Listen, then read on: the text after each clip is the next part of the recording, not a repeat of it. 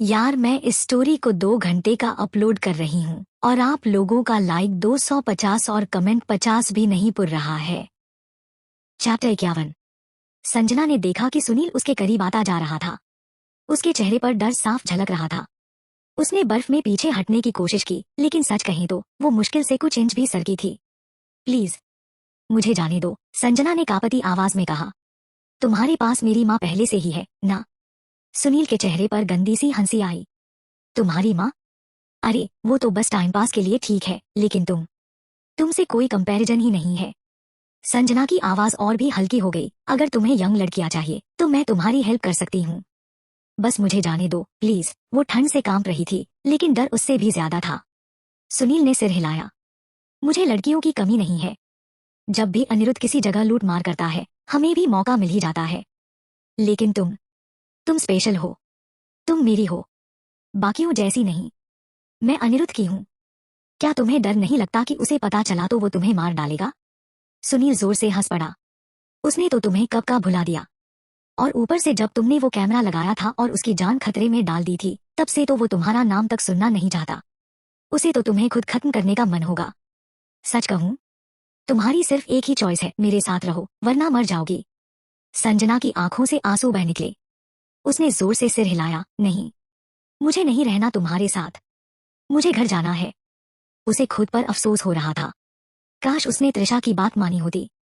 काश उसने अनिरुद्ध जैसे बूढ़े आदमी को चुना ही ना होता, फिर भी उसका ऐसा हाल तो ना होता। सुनील ने झपटकर उसका हाथ पकड़ा और उसे जोर से खींच लिया, जैसे वो कोई चीज हो। वो चीखी, हाथ पैर मारे, लेकिन उसकी ताकत सुनील के आगे कुछ भी नहीं थी। वो उसे घसीटकर दूर तक ले गया था जब अचानक त्रिशा कहीं से प्रकट हुई और लकड़ी का एक डंडा उठाकर सुनील के सिर पर दे मारा। सुनील जमीन पर ढेर हो गया। त्रिशा ने संजना को सहारा दिया और उठाया। संजना ने जैसे ही त्रिशा को देखा, वो जोर जोर से रो पड़ी। चुप हो जाओ संजना, त्रिशा ने धीरे से कहा। चलो घर चलते हैं। त्रिशा उसे पकड़कर आगे बढ़ने लगी, लेकिन संजना की नजर अब भी जमीन पर पड़े सुनील पर थी। उसने त्रिशा को छोड़ा, झुकी और वो डंडा उठा लिया जिससे त्रिशा ने सुनील को मारा था। फिर धीरे धीरे वो सुनील की ओर बढ़ी। उसकी हालत खराब थी, पेट में कई दिनों से कुछ सही से नहीं गया था, लेकिन उसने अपनी सारी ताकत जुटाई और डंडा उठाकर सुनील के सिर पर दे मारा। एक बार, फिर दोबारा। हर बार हल्का था, लेकिन बार बार मारने से असर वही हुआ जो होना था। कुछ ही देर में सुनील की खोपड़ी चिटक गई।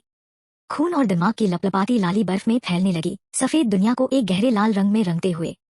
त्रिशा ने संजना को पकड़कर वहां से ले जाना शुरू किया।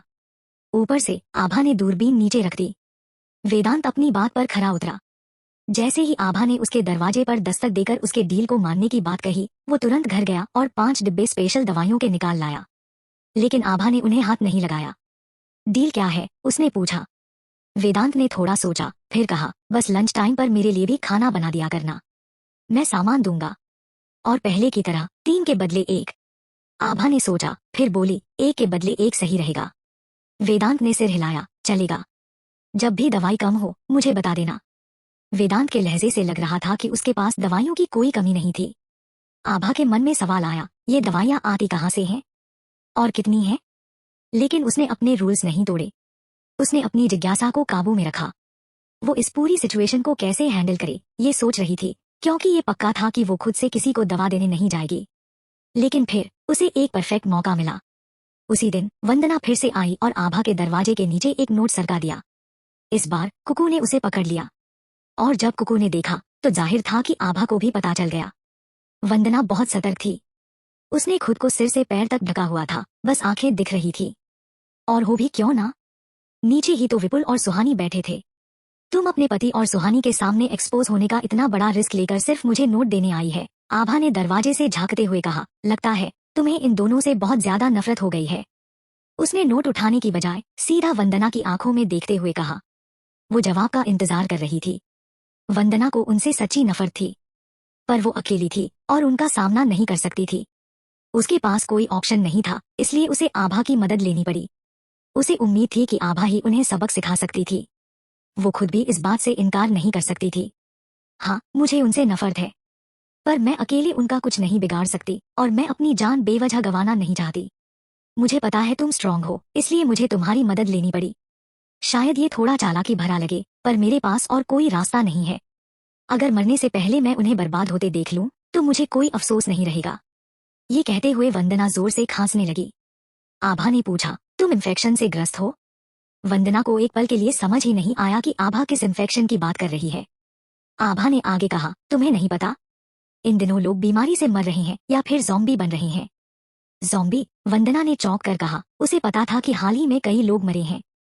बाहर बर्फ में जो गड्ढे बने थे वो उन गिरती लाशों के सबूत थे, पर उसे ये नहीं पता था कि लोग ज़ॉम्बी भी बन रहे हैं। हाँ, कुछ लोग इन्फेक्शन से सीधे मर जाते हैं और कुछ ज़ॉम्बी बन जाते हैं। तुम्हारी किस्मत अच्छी थी कि अभी तक किसी से सामना नहीं हुआ। वंदना ने पहले भी ऐसी मूवीज देखी थी। उसे तुरंत समझ में आ गया कि आभा किसकी बात कर रही थी। मरने से उसे डर नहीं लगता था, पर वो किसी भी हाल में ऐसा जानवर नहीं बनना चाहती थी। उसके चेहरे पर डर झलक आया। वो कई दिनों से बीमार थी, ढेरों दवाइयां खा चुकी थी, फीवर मेडिसिन, एंटीबायोटिक्स, पर कुछ भी असर नहीं कर रहा था। उसे लगने लगा था कि उसके पास ज्यादा वक्त नहीं बचा। इसलिए आज उसने अपनी बची हुई ताकत जुटाकर विपुल और सुहानी के बारे में जो भी इन्फो इकट्ठा की थी, उसे एक पेपर पर लिखकर 20वीं मंजिल की सीढ़ियों में छिपा दिया था। उसे ये नहीं पता था कि वो छोटा सफेद कुत्ता उसे ढूंढ निकालेगा। वंदना ने घबराकर पूछा, क्या मैं भी ज़ॉम्बी बन जाऊंगी? अगर बन गई तो फिर? आभा ने ठंडी आवाज में कहा, जरूरी नहीं। लेकिन अगर तुम ज़ॉम्बी बन गई तो मैं तुम्हें खुद मार दूंगी। कोई इलाज नहीं है। ये बस एक सवाल था। वंदना के अंदर की जिंदा रहने की आखिरी उम्मीद।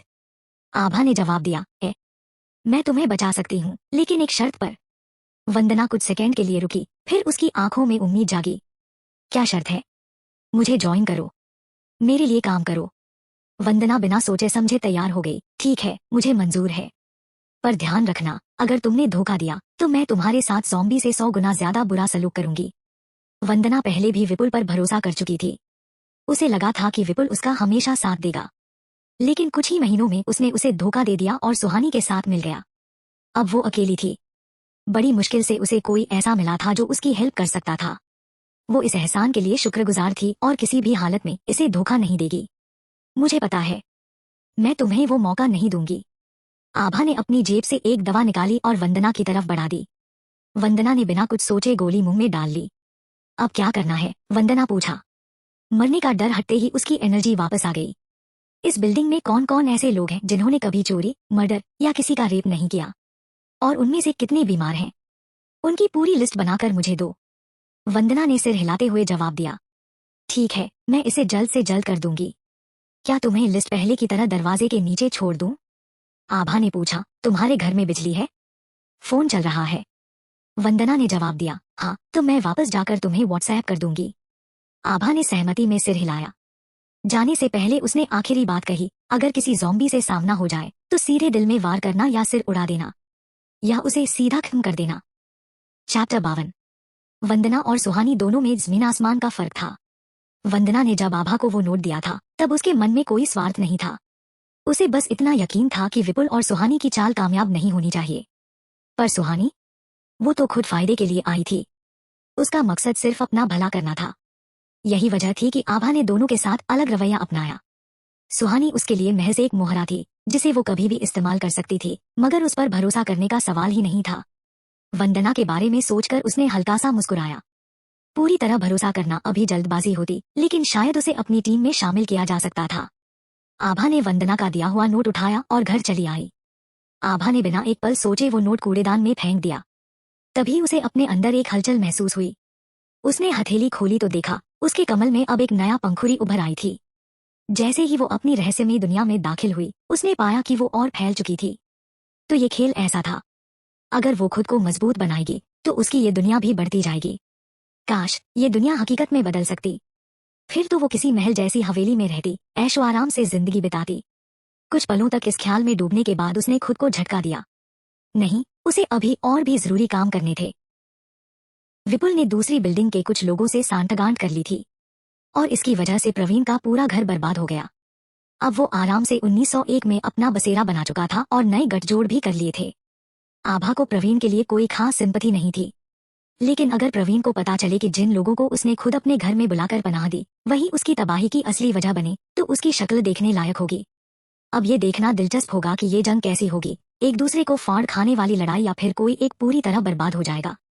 पर उससे पहले ही कोई और आभा की शांति भंग करने आ गया। ऊपर रहने वाली सिंगल मदर फिर से मदद मांगने आई थी। पहली बार वो खाने के लिए आई थी, इस बार दवा चाहिए थी। आभा, मेरी बच्ची बीमार है, तुम्हारे पास कोई दवा है? प्लीज कुछ दे दो। कोई भी चलेगी, मैं उसे कम डोज में दे दूंगी। वो ऐसे बोल रही थी जैसे आभा पर कोई एहसान कर रही हो। मेरे पास नहीं है, आभा ने बिना भाव के कहा। औरत चौंकी, कैसे नहीं? मैंने खुद तुम्हें किसी को दवा देते देखा था। और कहते ही उसे एहसास हुआ कि उससे गलती हो गई। आभा ने अब तक सिर्फ वंदना को दवा दी थी। आभा ने एक कदम आगे बढ़ाते हुए पूछा, तो तुम मेरी जासूसी कर रही थी? नहीं, मैंने बस गलती से देख लिया था। औरत ने हड़बड़ाते हुए सफाई दी। फिर जल्दी से बात बदलते हुए बोली, प्लीज, मेरी बच्ची 2 दिन से तड़प रही है। अगर उसे दवा नहीं मिली तो वो मर जाएगी। देखो, मैं तुम्हें ये दे सकती हूँ। उसने अपनी सोने की अंगूठी निकाली और आभा की तरफ बढ़ाई, पर आभा ने उसे लेने से मना कर दिया। पहली बार जब उसने इस औरत पर दया की थी तब उसने बदले में 5 किलो चावल दिए थे। और फिर कुछ ही देर में इस औरत ने जाकर सब कुछ कुसुम आंटी को बता दिया था, या शायद और भी किसी को। और अब उसने ये भी मान लिया था कि उसने आभा को किसी को दवा देते हुए गलती से देख लिया था। चाहे जानबूझकर देखा हो या संयोग से, लेकिन जिस पल उसने अपनी जुबान खोली उसी पल उसने अपने सारे मौके खत्म कर दिए। मैंने कहा ना, मेरे पास दवा नहीं है। आभा की आवाज इतनी ठंडी थी कि औरत एक पल को सुन्न रह गई। उसने अपनी बच्ची को कसकर पकड़ा, उसकी लाल होती हुई चेहरे पर नजर डाली और फिर बेताबी से बोली, प्लीज, मैं सच कह रही हूँ, मैंने कुछ सुना नहीं, बस देखा कि उस लड़की ने तुम्हारे हाथ से कुछ लिया और खा लिया। बस इतना ही। कम से कम बच्ची पर रहम कर दो, वो मासूम है। आभा ने हल्की सी मुस्कान के साथ कहा, अगर मैं कहूँ कि मैंने उसे जहर दिया था तो क्या तुम मानोगी? औरत सिहर उठी, मगर उसे यकीन नहीं हुआ। अगर मैं तुम्हें भी वही दवा दूं तो क्या तुम अपनी बच्ची को दोगी? अब औरत पूरी तरह खामोश थी। उसने आभा को घूर कर देखा, जैसे उसे यकीन ही न हो कि आभा के पास सच में कोई जहर हो सकता है। और अगर होता भी तो उस इंसान ने इसे इतनी आसानी से क्यों लिया? आभा हल्का सा हंसी, एक तीखी मुस्कान के साथ। देख लिया, मैं कुछ भी कहूँ तुमको यकीन तो आना नहीं।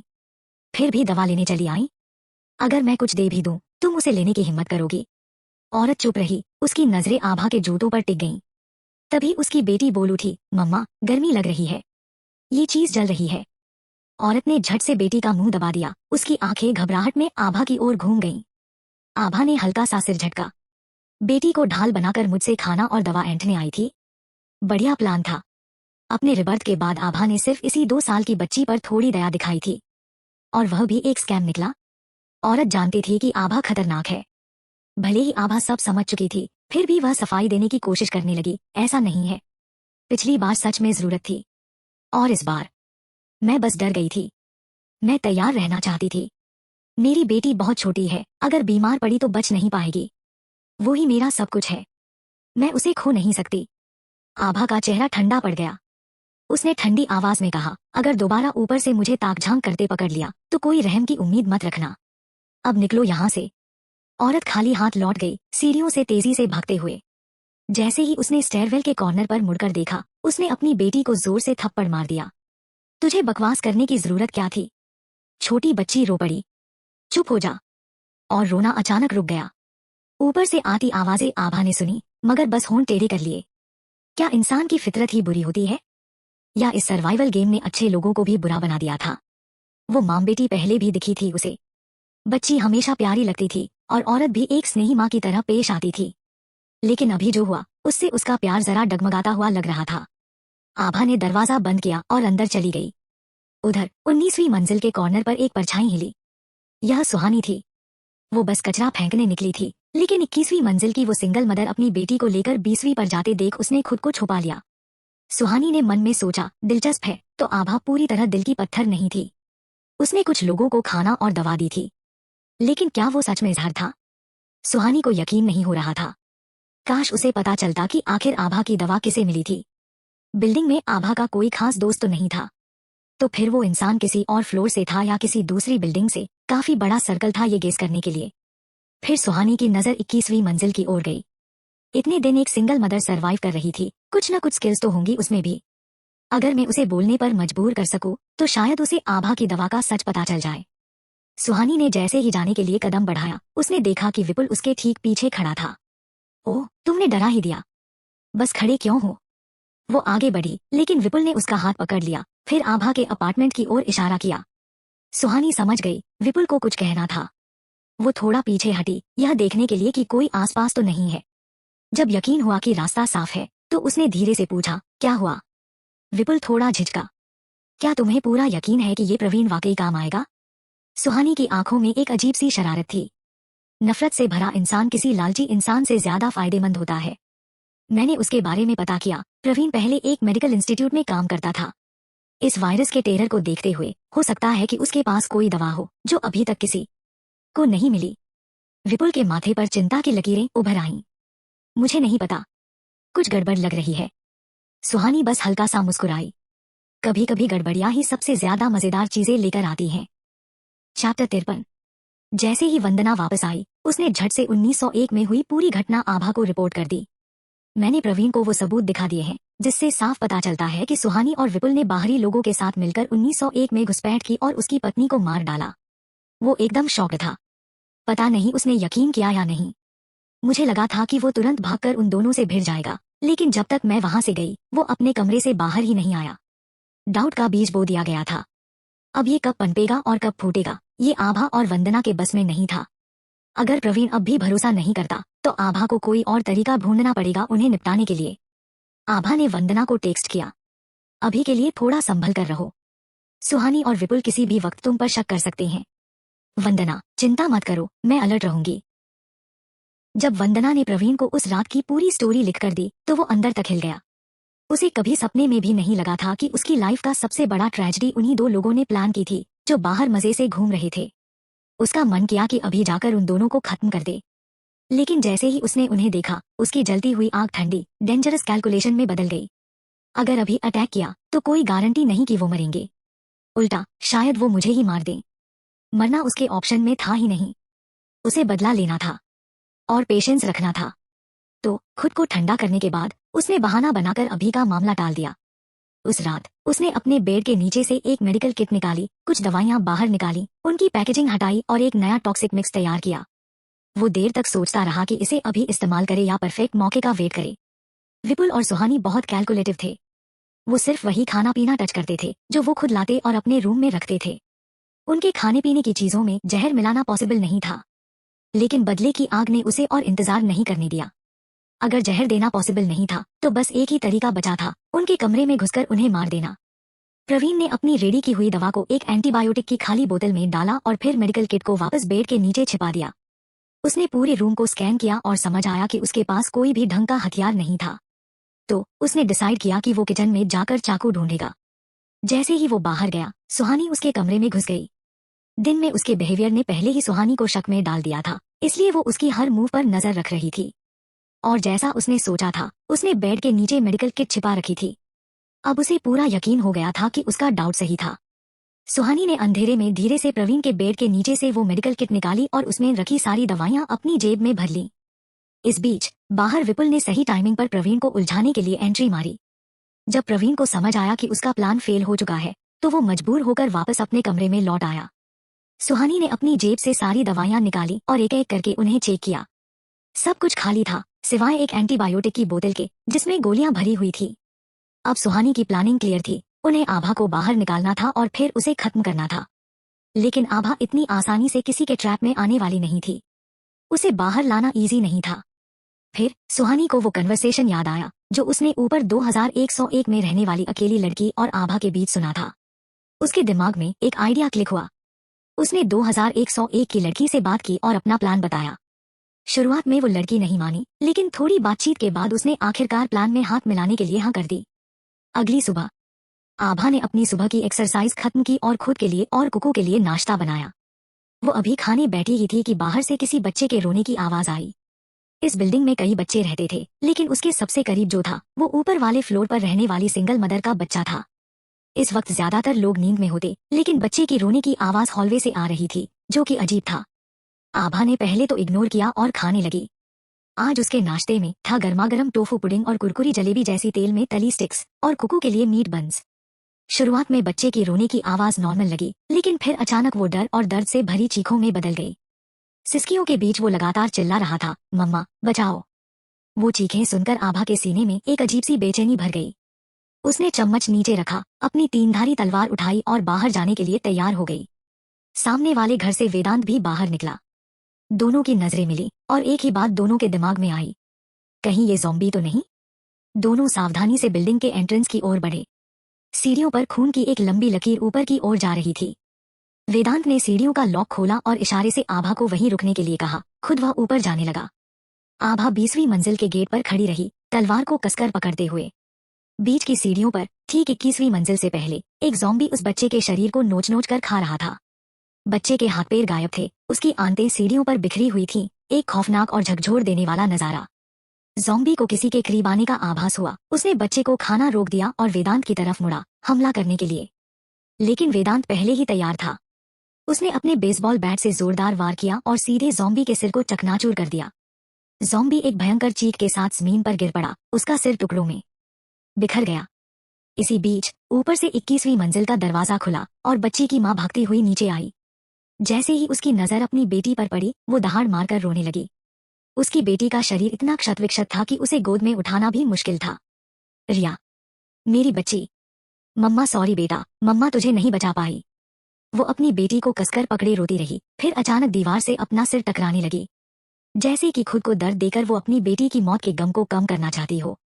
वेदांत ने ज़ॉम्बी को मारने के बाद उसके हाथों में पड़ी बच्ची को देखा। जो भी ज़ॉम्बी से कटता है वो खुद भी ज़ॉम्बी बन जाता है, जब तक कि उसका दिमाग या दिल नष्ट न किया जाए। भले ही बच्ची की हालत भयानक थी, लेकिन उसका दिल और दिमाग सही सलामत थे। इसका मतलब था कि अगर सब नॉर्मल रहा तो वो भी ज़ॉम्बी बन जाएगी। लेकिन अब तक वेदांत ने किसी लाश को ज़ॉम्बी में बदलते नहीं देखा था, इसलिए वो पूरी तरह से कन्फर्म भी नहीं था। उसने माँ को चेतावनी दी, बेहतर होगा कि तुम इसे जमीन पर रख दो। इसे ज़ॉम्बी ने काटा है, ये भी ज़ॉम्बी बन सकती है। लेकिन महिला अपने गम में इतनी डूबी थी कि वो कुछ सुन ही नहीं रही थी। वेदांत ने अपनी तरफ से समझाने की कोशिश कर ली थी, अगर ये महिला इसी हालत में अपनी बच्ची को पकड़े रही और खुद भी ज़ॉम्बी बन गई तो ये उसकी गलती होगी। वेदांत ने एक लंबी सांस ली और जैसे ही नीचे जाने के लिए मुड़ा, महिला की गोद में पड़ी बच्ची ने अचानक हिलना शुरू कर दिया। चैप्टर 54। छोटी बच्ची के कटे हुए हाथ पैर अब बस अधूरे ठूंठ थे। वो अधूरी लाश अजीब अजीब एंगल में मरोड़ खा रही थी, जैसे किसी तरह खड़ी होने की कोशिश कर रही हो। बच्ची को गोद में लिए औरत को भी अजीब सा महसूस हुआ। उसने पकड़ थोड़ी ढीली की और नीचे झांका, सीधा 2 खून से लाल आंखों से सामना हो गया। उन आंखों में न तो सफेदी थी न पुतलियां, बस पूरा खून जैसा गहरा लाल रंग। औरत ने घबराकर झट से हाथ छोड़ दिया और पीछे हटने लगी। जैसे ही उसने हाथ हटाया, बच्ची अपने अधूरे हाथ पैरों के सहारे झटके से उसकी तरफ झपटी, एक लंगड़ी मकड़ी जैसी जो किसी तरह रेंग रही हो। उसके मुंह से अजीब अजीब आवाजें आ रही थी, दांत बाहर निकले हुए, जैसे अभी किसी का मांस नोच लेगी। औरत की आंखें फटी रह गईं। ये उसकी बेटी तो नहीं हो सकती थी। ये तो एक भयानक, अधूरी, सड़ती हुई लाश थी, जो इंसान कम, जानवर ज्यादा लग रही थी। वो खुद को काटे जाने के लिए तैयार कर ही रही थी कि अचानक एक हल्की चमक उसके सामने से गुजरी। पलक झपकते ही बच्ची का सिर फट गया और वो वहीं जमीन पर ढेर हो गई, जैसे सड़ा हुआ मांस। अब वो किसी भी एंगल से इंसान नहीं लग रही थी। औरत पागलों की तरह वहीं बैठी रह गई। फिर अचानक सच का एहसास हुआ और वो रेंगती हुई अपनी बच्ची की लाश के पास जाकर फूट फूट कर रोने लगी। आधे घंटे पहले जो बेटी उसकी गोद में चिपक कर कह रही थी कि मुझे और सोना है, अब बस एक कटीफती लाश बनकर उसके सामने पड़ी थी। उसका दिल जैसे 1000 टुकड़ों में बंट गया। जिस्म सही सलामत था, लेकिन अंदर से सब जलकर राख हो चुका था। वेदांत ने एक नजर डाली, फिर चुपचाप सीढ़ियों से नीचे उतर गया। हालांकि उसने सब कुछ अपनी आंखों से नहीं देखा था, लेकिन आभा ने सब कुछ साफ साफ सुन लिया था। उसे उस बच्ची के लिए अफसोस हुआ। इतनी छोटी, इतनी मासूम, और इस तरह मर गई। काम खत्म, वापस चलो, वेदांत ने कहा। आभा ने सिर हिलाया और मुड़कर चल पड़ी। वेदांत ने गेट बंद कर दिया। रुको। अचानक सुहानी दौड़ कर आई। उसने दोनों हाथों से लोहे का गेट पकड़ लिया और बड़ी बेचारगी से वेदांत की तरफ देखा। इस बिल्डिंग में ज़ॉम्बीज भरे पड़े हैं, प्लीज मुझे बचा लो, मैं तुम्हारे लिए कुछ भी कर सकती हूँ। आभा ने ये सुना तो तुरंत घूमी और दोनों हाथ सीने पर बांधकर मजे से तमाशा देखने लगी। सुहानी खूबसूरत थी, सेक्सी थी, वैसी ही जैसी लड़कों को पसंद आती है। आखिरकार कॉलेज में वो ब्यूटी क्वीन हुआ करती थी। उसके पास इतने पैंतरे थे कि वो किसी को भी फंसा सकती थी। अब आभा को ये देखने में दिलचस्पी थी कि वेदांत, जो हमेशा सख्त और शांत रहता था, ऐसी लड़की के सामने कैसे रिएक्ट करेगा। कहते हैं, जितना शांत आदमी बाहर से दिखता है, अंदर से उतना ही ज्यादा उसकी फैंटेसीज होती हैं। शायद वेदांत भी उन्हीं में से था। आभा की जिज्ञासा बढ़ गई। सुहानी ठंड में कांप रही थी, लेकिन उसकी जैकेट खुली हुई थी। अंदर की टाइट लूनिक स्वेटर से उसकी गर्दन और हल्की क्लीवेज साफ दिख रही थी। उसने अपनी बड़ी बड़ी नम आंखों से वेदांत को देखा, जैसे कोई बेचारी जो बचाए जाने के इंतजार में हो। पर वेदांत ने बस ठंडे चेहरे के साथ गेट को देखा जो वो धक्का दे रही थी। फिर उसने बर्फीली आवाज में कहा, दफा हो जाओ, और बिना एक सेकंड गंवाए गेट को जोर से बंद कर दिया, लॉक लगाया और मुड़कर चला गया। आभा की आंखें हैरानी से फैल गईं। बस, कोई बहस नहीं, कोई खेल नहीं। इतनी बड़ी प्लेयर और इतनी आसानी से आउट, शायद सुहानी की अदाओं में इतनी जान नहीं थी। जैसे ही वेदांत आभा के पास से गुजरा, उसने बिना देखे कहा, कुकू को छोड़ दो। आभा ने हंसी दबाई, फिर धीरे से दरवाजा खोला। कुकू, उसने पुकारा। एक सफेद धुंध सी निकलकर तेजी से सीढ़ियों की तरफ भागी। सुहानी अभी संभल भी नहीं पाई थी कि एक बड़ा सफेद कुत्ता उसके ऊपर झपट पड़ा। सुहानी डर के मारे चीख पड़ी और पीछे हट गई। उसने सामने झपटते हुए कुकू को देखा, फिर उस जालिम लोहे के गेट को जो उसके लिए अब हमेशा के लिए बंद हो चुका था। उसकी आंखों में डर से ज्यादा गुस्सा और जलन थी। उसने कभी नहीं सोचा था कि 2002 का लड़का इतना हैंडसम होगा। सुहानी को जलन हो रही थी। आभा की किस्मत कितनी अच्छी थी। उसके पड़ोसी सब ड्रॉप डेड गॉर्जियस टाइप के थे। अभी अभी उसने वेदांत को क्लोजअप में देखा था और उसका दिल जोर जोर से धड़कने लगा। उसने ठान लिया, उसे तो ये बंदा चाहिए ही चाहिए। ऊपर से औरत की रोने की आवाज बहुत देर तक आती रही, फिर धीरे धीरे शांत हो गई। आभा को नहीं पता था कि वो बच्ची बाहर अकेली कैसे पहुंची, लेकिन इतना तय था कि उसकी गैर जिम्मेदार माँ ने इस पूरे हादसे में जरूर कोई बड़ी गलती की थी। डिनर टेबल क्लीन करने के बाद आभा वो फिर से प्रैक्टिस करने लगी। वो बचपन में सीखी हुई सारी टेक्निक्स पहले ही मास्टर कर चुकी थी और बाहर के छोटे मोटे गुंडों को संभालना उसके लिए कोई बड़ी बात नहीं थी। लेकिन असली सवाल था, अगर वो वेदांत से लड़े तो कौन जीतेगा। पसीना पोंछते हुए वो यही सोच रही थी कि वेदांत से स्पारिंग करने का मौका कैसे मिले, तभी वंदना का मैसेज आ गया। 2101 वाले अपार्टमेंट में जो हुआ वो सिर्फ उसकी माँ की वजह से हुआ था, पूरी तरह उसकी गलती थी। उसने अपनी खुदगर्जी में अपनी बेटी की जान ले ली थी। बच्ची के कटेफटे शरीर को जैसे तैसे सिलने के बाद औरत ने नीचे एक ठिकाने पर उसे दफना दिया। वापस आते ही उसने पहला काम किया, सीधा 1901 का दरवाजा खटखटाया। विपुल, जो अभी तक ज़ॉम्बी के अचानक दिख जाने से हिल चुका था, दरवाजे की दस्तक सुनकर डर के मारे झटके से पीछे हट गया। सुहानी ने इशारा किया, दरवाजा खोलो। प्रवीण ने दरवाजा खोला, लेकिन बाहर खड़ी औरत को देखकर वो भी सहम गया। सूजी हुई लाल आंखें, बिखरे हुए बाल और चेहरा जैसे जिंदा लाश बन चुका हो। बोलने से पहले ही औरत की कर्कश भारी आवाज गूंजी, मुझे सुहानी से मिलना है। इसके साथ ही वो प्रवीण को धक्का देकर अंदर घुस गई। उसकी आवाज इतनी डरावनी थी कि रोंगटे खड़े हो जाएं। लेकिन उसकी आंखें हालांकि सूजी हुई थी मगर नॉर्मल लग रही थी, ज़ॉम्बी जैसी नहीं। यही सोचकर प्रवीण ने उसे अंदर आने दिया और दरवाजा बंद कर दिया।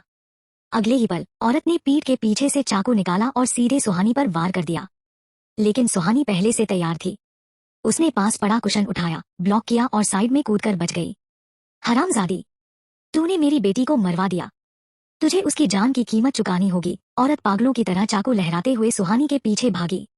विपुल अब तक सदमे में था, लेकिन फिर अचानक होश में आया और फुर्ती से आगे बढ़कर औरत के हाथ से चाकू छीन लिया। पागल औरत, तेरी बेटी को ज़ॉम्बी और उस 2002 वाले आदमी ने मारा, इसमें हमारा क्या कसूर। औरत ने उसे गुस्से और नफरत से घूरा। अगर तुम लोगों ने मुझे मेरी बेटी को लालच में फंसाकर आभा को लुभाने के लिए चारा बनाने को ना कहा होता तो वो जिंदा होती। वो सिर्फ 2 साल की थी। इतना कहते ही वो फिर से रोने लगी, लेकिन वो इतनी रो चुकी थी कि उसकी आंखों से अब आंसू भी नहीं निकल रहे थे। बस उसकी घुटी हुई चीखें कमरे में गूंज रही थी।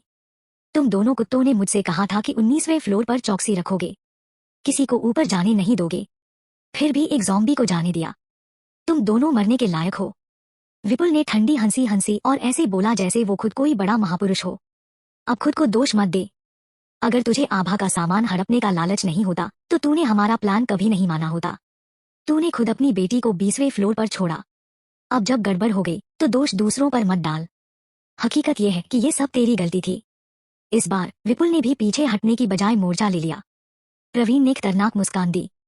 वाह भाई, इसे देखो। ज़ॉम्बी देखते ही सबसे तेज भागा था, लेकिन अब औरत के साथ बहस करने में कोई कमी नहीं छोड़ रहा। यह सुनकर विपुल भड़क गया। और तू दरवाजे पर खड़ा था, तूने क्यों नहीं ज़ॉम्बी को ऊपर जाने से रोका। प्रवीण ने कंधे उचका दिए और बोला, तुम्हारा प्लान आभा को बाहर निकालने का था ना। ज़ॉम्बी ऊपर गया तो चांस और बढ़ गए। कोई भी नहीं चाहेगा कि ज़ॉम्बी उसके दरवाजे पर टूट पड़े, है ना। उसके ताने ने औरत को फिर से आप बबूला कर दिया। वो एक बार फिर झपट पड़ी, इस बार पूरी तरह अपना आपा खो चुकी थी। चैप्टर 55। वो औरत अभी भी लड़ने को तैयार थी, लेकिन विपुल ने पहले ही उसका चाकू छीन लिया था। अब उसके पास बस नाखून और गुस्सा बचा था। विपुल के चेहरे पर गहरे खरोंच के निशान थे। दर्द से तिलमिलाकर उसने औरत को जोरदार लात मारी। साली पागल, अपनी ही बेटी को बाहर फेंका और मरवा दिया, अब हमें कोस रही है? चाहिए क्या तुझे? जा, मैं अभी भेजता हूँ तुझे उसके पास। वो हाथ में चाकू घुमाने लगा, जैसे सच में वार करने की सोच रहा हो। अब तक सिर्फ आभा ही थी जिसने विपुल को हराया था, लेकिन आज एक औरत ने उसके चेहरे पर निशान छोड़ दिए थे। प्रवीण पीछे से बोला, ये मेरा घर है। मतलब साफ था, मारकाट करनी है तो कहीं और जाकर करो। आखिरकार विपुल ने उस औरत को घसीटकर बाहर फेंक दिया और दरवाजा बंद कर लिया। योजना फिर फेल हो गई थी। प्रवीण को लगा था कि इस बहाने आभा और विपुल एक दूसरे को खत्म कर देंगे। एक मरता तो फायदा था, दोनों मरते तो जैकपॉट।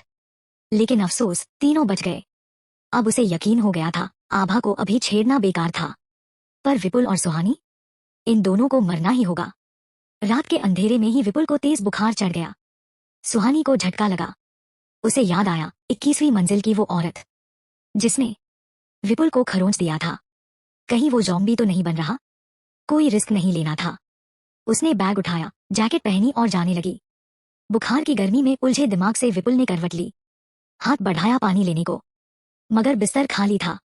तभी उसकी नजर पड़ी, सुहानी दरवाजे के पास खड़ी थी, बैग के साथ, जाने को तैयार थी।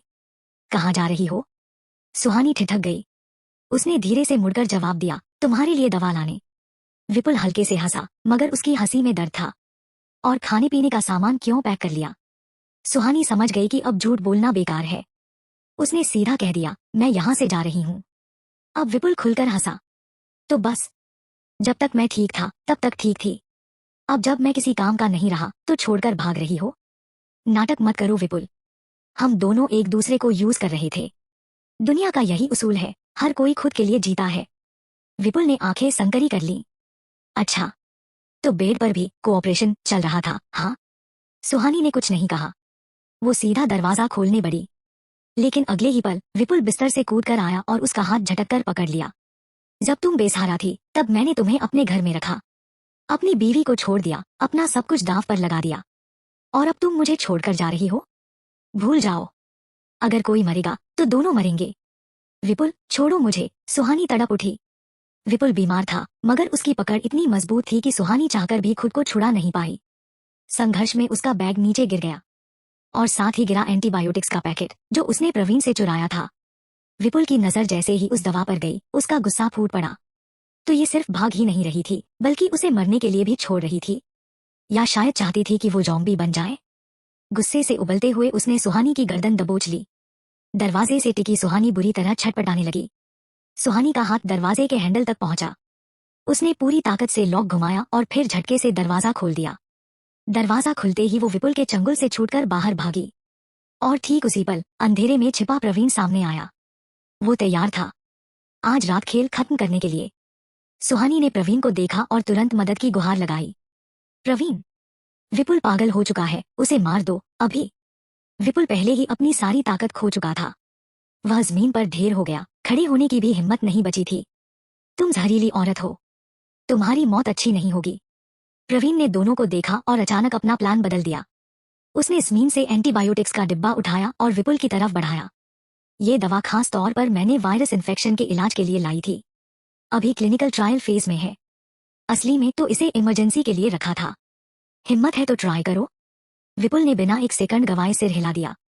उसे पहले ही शक था कि ये दवा काफी कीमती होगी। लेकिन सुहानी ने उसे कहा था कि इसके अंदर असली गोलियां नहीं है। असल में ये दवा है भी या नहीं, ये साबित होना बाकी था। फिर आज सुहानी यही दवा लेकर भागने की फिराक में थी। अब जब खुद प्रवीण ने कहा कि ये वायरस के लिए बनी है, तो विपुल को यकीन हो गया वह बच सकता है।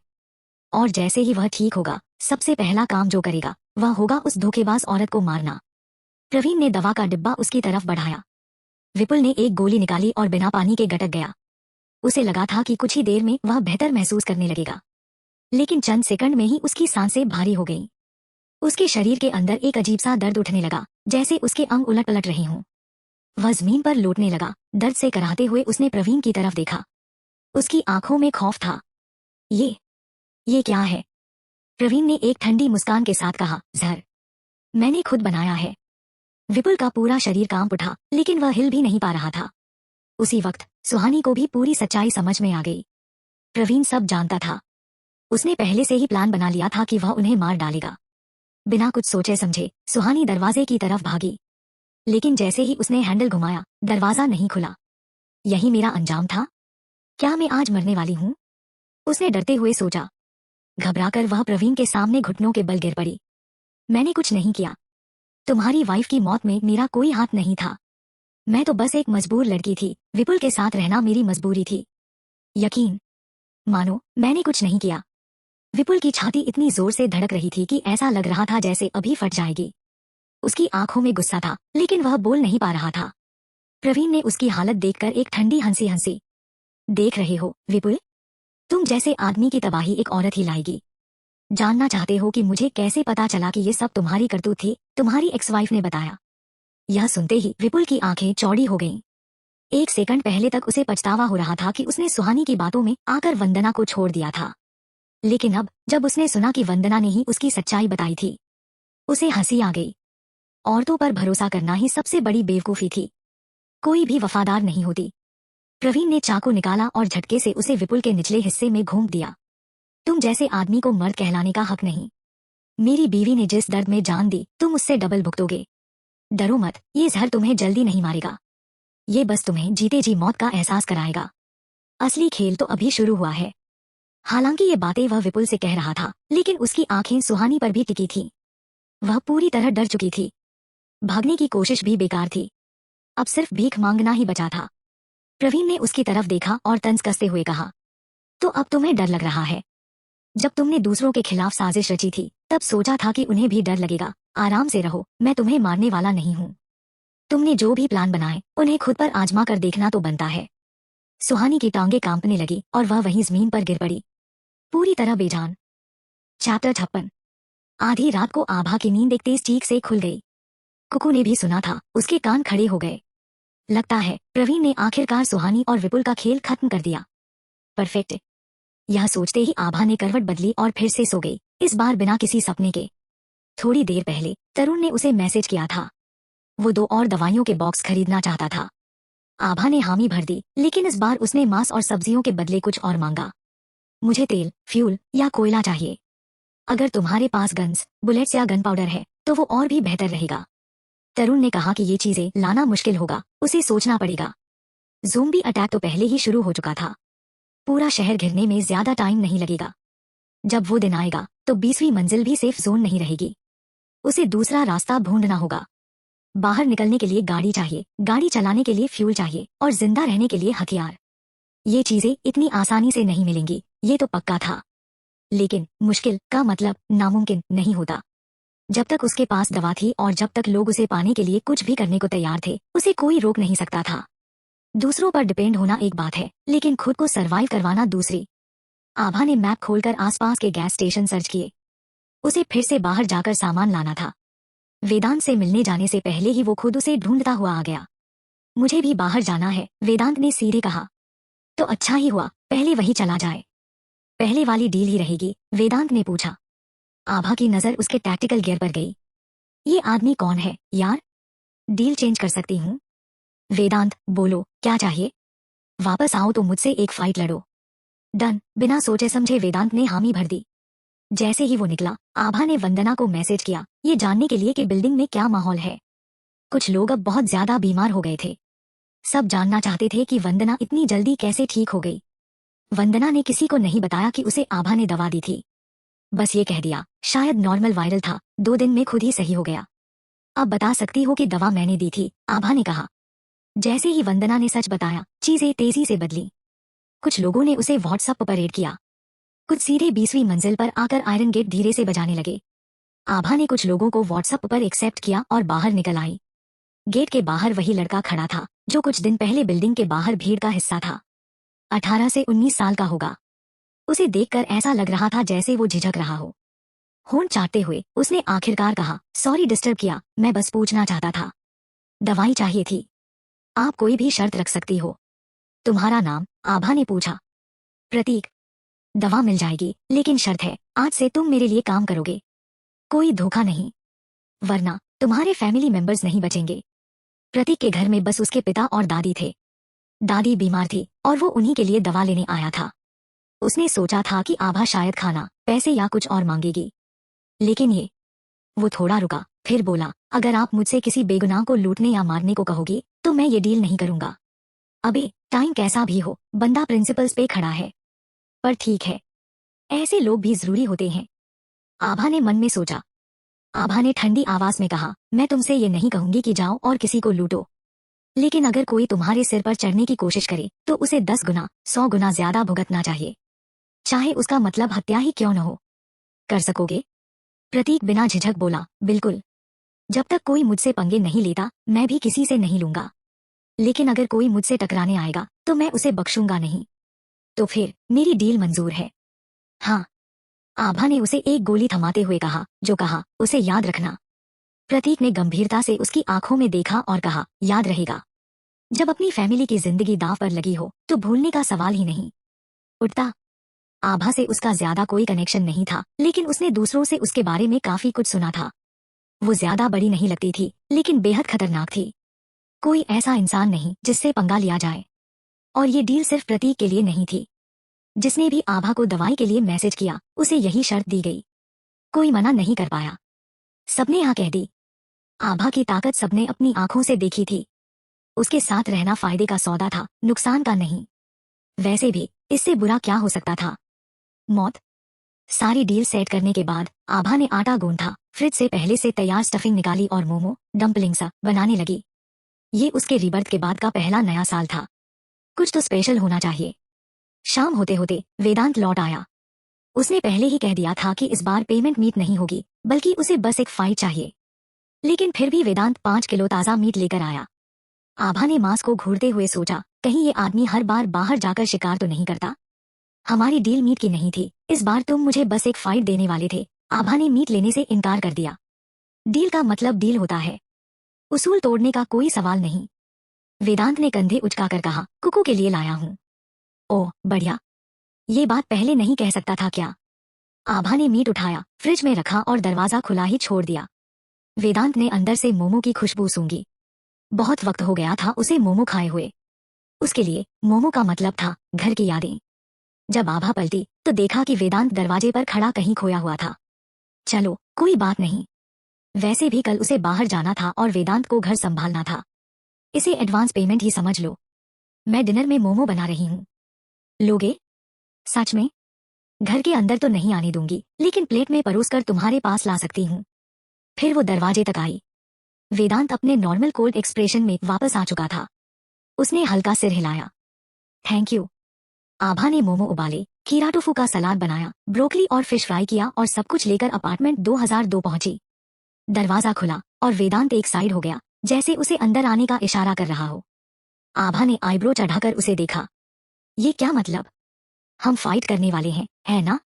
क्या तुम सच में इसे गलियारे में करना चाहती हो? वेदांत ने सीधे सवाल किया। अच्छा ये बात है। अब जब उसने खुद इनवाइट कर ही लिया तो आभा को झिझकने की जरूरत नहीं थी। वह बेझिझक अंदर चली गई।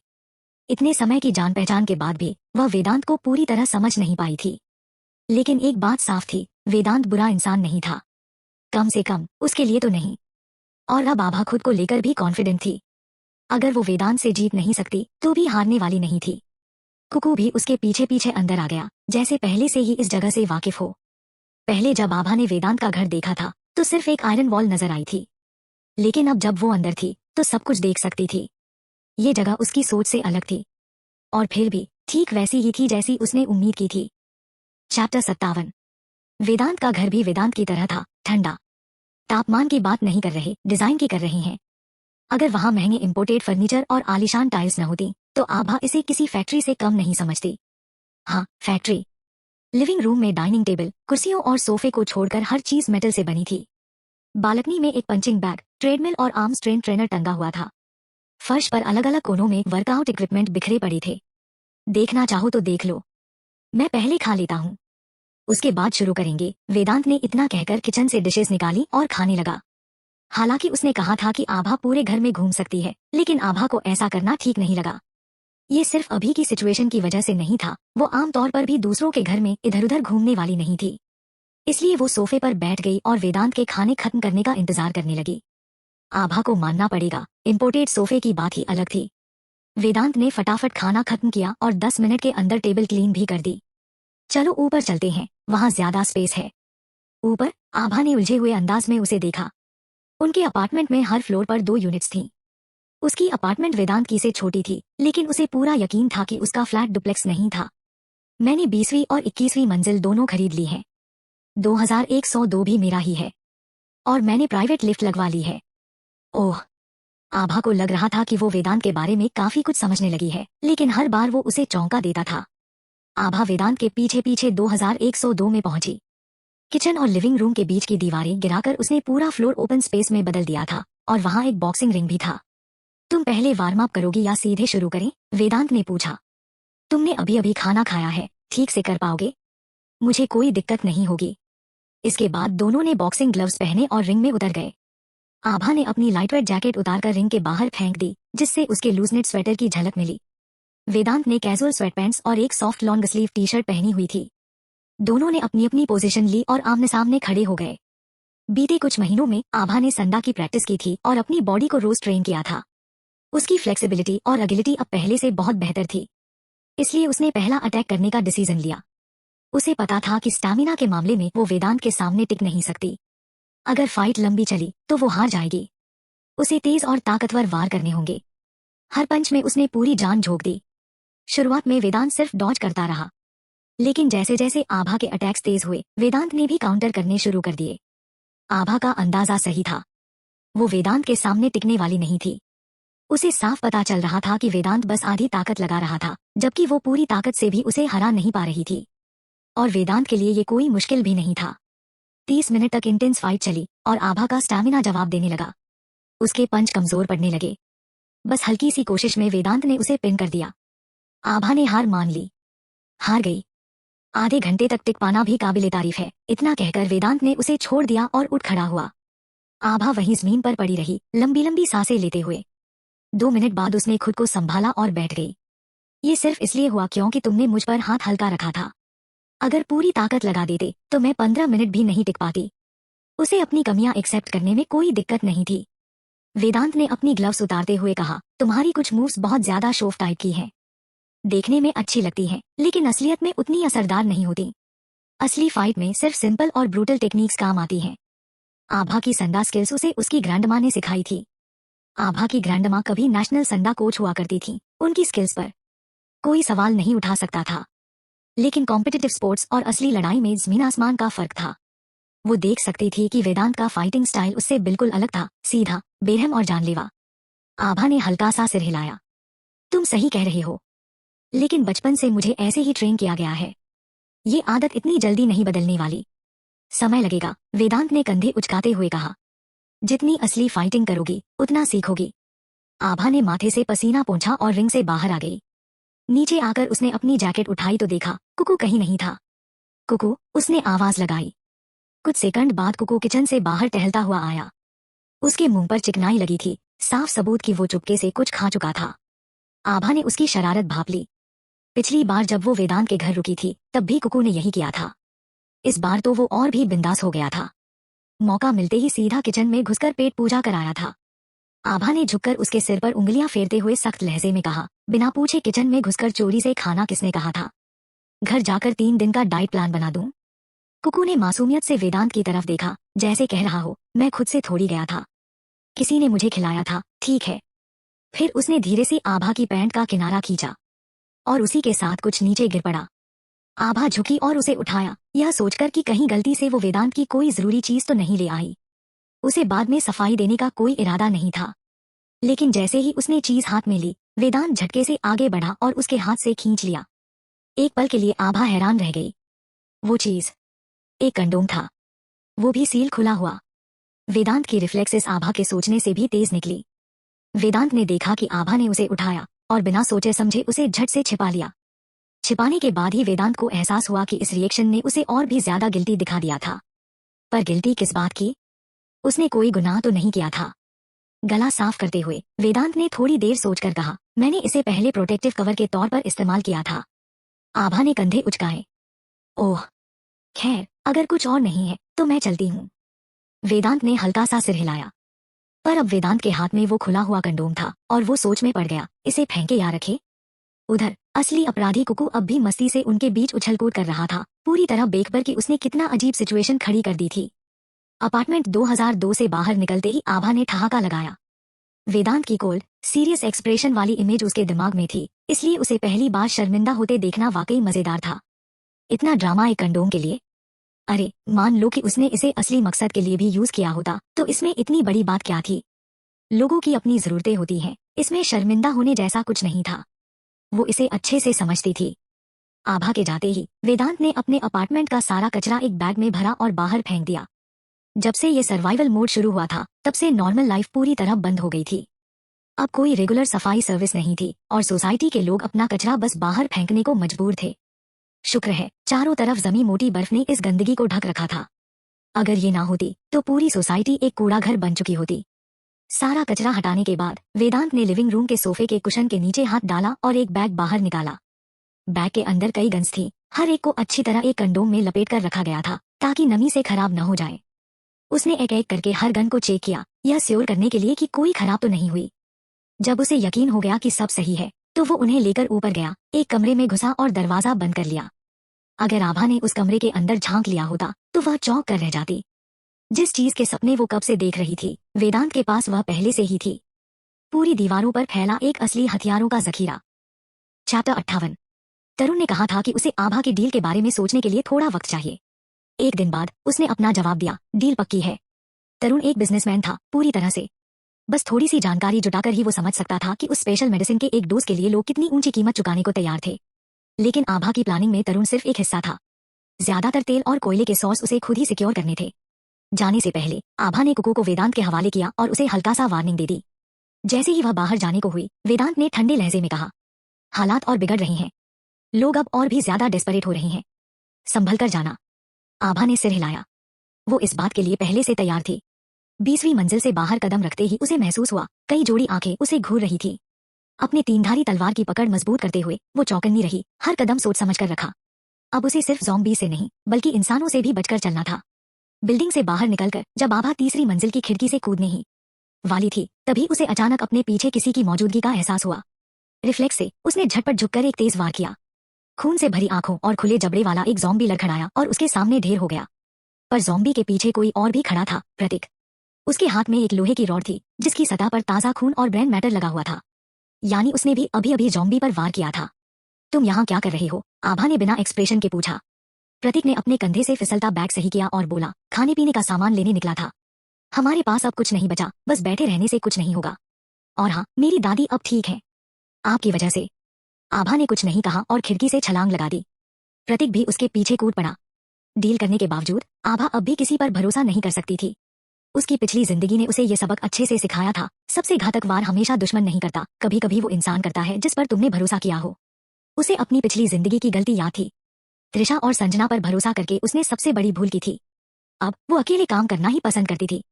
रिहायशी इलाके के गेट तक पहुंचने पर जब वो अलग होने वाले थे तो प्रतीक ने कहा, संभल कर, लूटपाट बहुत बढ़ गई है। औरत होने के नाते तुम्हें और ज्यादा सतर्क रहने की जरूरत है। आभा ने बस हल्का सा सिर हिलाया। जब तक प्रतीक आंखों से ओझल नहीं हुआ वो वहीं रुकी रही। फिर उसने दूसरी दिशा में कदम बढ़ा दिए। जिस पेट्रोल पंप की तरफ वो जा रही थी वो ज्यादा दूर नहीं था, बस 10 किलोमीटर। लेकिन उसने अपनी ऑफ रोड गाड़ी निकालने के बजाय स्की से वहां जाने का फैसला किया। गाड़ी निकालने का मतलब था अनचाहा ध्यान खींचना। उसे लुकी रहना था। पर एक अकेली लड़की बाहर सफर कर रही हो, ये अपने आप में ही काफी ध्यान खींचने वाली बात थी। गैस स्टेशन तक का रास्ता लंबा नहीं था, पर अभी कुछ किलोमीटर भी पूरे नहीं हुए थे कि उसे महसूस हुआ कि 3 अलग अलग ग्रुप्स उसका पीछा कर रहे थे। आभा ने चालाकी से एक चाल चली, जानबूझकर लड़खड़ा कर गिरी और टखने में मोच आने का नाटक किया। बस इतना काफी था। पीछे छिपे कुछ लोगों का सब्र जवाब दे गया। लकड़ी के डंडे लिए 4 आदमी उसके सामने आकर खड़े हो गए। अरे ओ मैडम, इतनी ठंड में अकेले घूम रही हो? हमारा ठिकाना काफी गर्म है, वहाँ खाना भी है, शराब भी। चलो थोड़ा मजे कर लो। बोलने वाले ने ऊनी टोपी पहनी हुई थी। चेहरा सर्दी की मार से लाल पड़ा था, दाढ़ी बड़ी हुई थी। ये समझ नहीं आया कि ठंड से बचने के लिए रखी थी या शेविंग का कोई इंतजाम नहीं था। उसके पीछे 3 और आदमी खड़े थे, भूखे भेड़ियों की तरह। उन्हें लगा कि शिकार उनके सामने है। तो ठीक है, आभा ने सोचा, अगर उन्हें शिकार चाहिए तो वो वही दिखाएगी। उसने अपनी आंखें डर से फैला ली, स्की को सीने से कसकर पकड़ लिया और नर्वस दिखने का नाटक किया। पर हकीकत में अब असली खेल शुरू होने वाला था। क्या चाहिए तुम्हें? मैं कहीं नहीं जा रही। रास्ता छोड़ो। दाढ़ी वाले आदमी ने आंखें चमकाते हुए उसे ऊपर से नीचे तक घूरा और उसकी आवाज पर जैसे मदहोश हो गया। कमाल है, इसकी आवाज भी कितनी प्यारी लग रही है। जवान लड़कियां सच में अलग होती है, एकदम नाजुक। हा हा हा। बॉस, पकड़ लो इसे और जल्दी निकलो, हमें अभी और खाने का इंतजाम भी करना है, पीछे खड़े एक आदमी ने अधीरता से कहा। दाढ़ी वाले ने आभा को घूरा, फिर अपने आदमी की तरफ देखा। क्या जल्दी है? इतनी मालदाम लड़की के बदले 100 किलो से कम राशन नहीं मिलेगा। बॉस, तुम इसे अपने लिए नहीं रखोगे? औरत कितनी भी खूबसूरत हो, आखिर में सब एक जैसी होती हैं। कौन जाने अब तक कितनों के हाथों में घूम चुकी होगी। पहले अपना मजा लूटो, फिर इसे बेचकर सामान ले आओ। खाने की कमी नहीं रहेगी तो और लड़कियां भी मिल जाएंगी। सही कह रहे हो। जैसे वो लड़की जिसे प्रवीण कुछ दिन पहले पकड़ कर लाया था। कौन जाने उसके साथ कितने मर्द सो चुके थे। 100 नहीं तो 80 तो होंगे ही। लेकिन वो चेहरा, वो जिस्म, उफ़, लाजवाब। ये भी वैसी ही होगी क्या? दुनिया कभी भी औरतों के लिए आसान नहीं रही थी, लेकिन सर्वाइवल के इस दौर में उनकी जिंदगी नर्क से भी बदतर हो गई थी। अब जब नैतिकता और कानून दोनों खत्म हो चुके थे, मर्दों ने अपने असली रंग दिखाने शुरू कर दिए थे। औरतें सिर्फ एक सामान बनकर रह गई थी, या तो बेची जाती थी या खाने के काम आती थी। इसीलिए ये लोग आभा के सामने ही इतनी घिनौनी बातें करने से भी नहीं हिचकिचा रहे थे।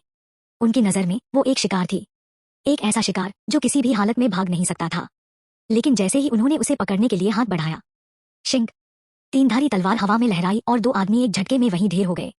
चारों तरफ खून की बौछार उड़ गई। पीछे खड़े दो आदमी खून में सने अपने साथियों को देखकर एक पल के लिए जम गए। कुछ सेकंड पहले तक जो हंस हंस कर घटिया बातें कर रहे थे, वो अब जमीन पर पड़े अपने सिर कटे साथियों को देख रहे थे। उनकी टांगें डर से कांपने लगी। दाढ़ी वाला आदमी घबराकर पीछे गिर पड़ा, घिसटते हुए दूर जाने की कोशिश करने लगा। छोड़ दो प्लीज, देवी माता दया करो, छोड़ दूं। आभा की आवाज में बर्फसी ठंडक थी। ताकि तुम फिर किसी और लड़की पर यही जुल्म करो? डरी सहमी लड़की का जो नकाब आभा ने कुछ सेकंड पहले पहना था, वो अब हट चुका था। अब वहां सिर्फ एक शिकारी खड़ा था। उसकी तलवार से ताजा खून टपक रहा था, लेकिन बर्फीली हवा में वो धीरे धीरे जमने लगा।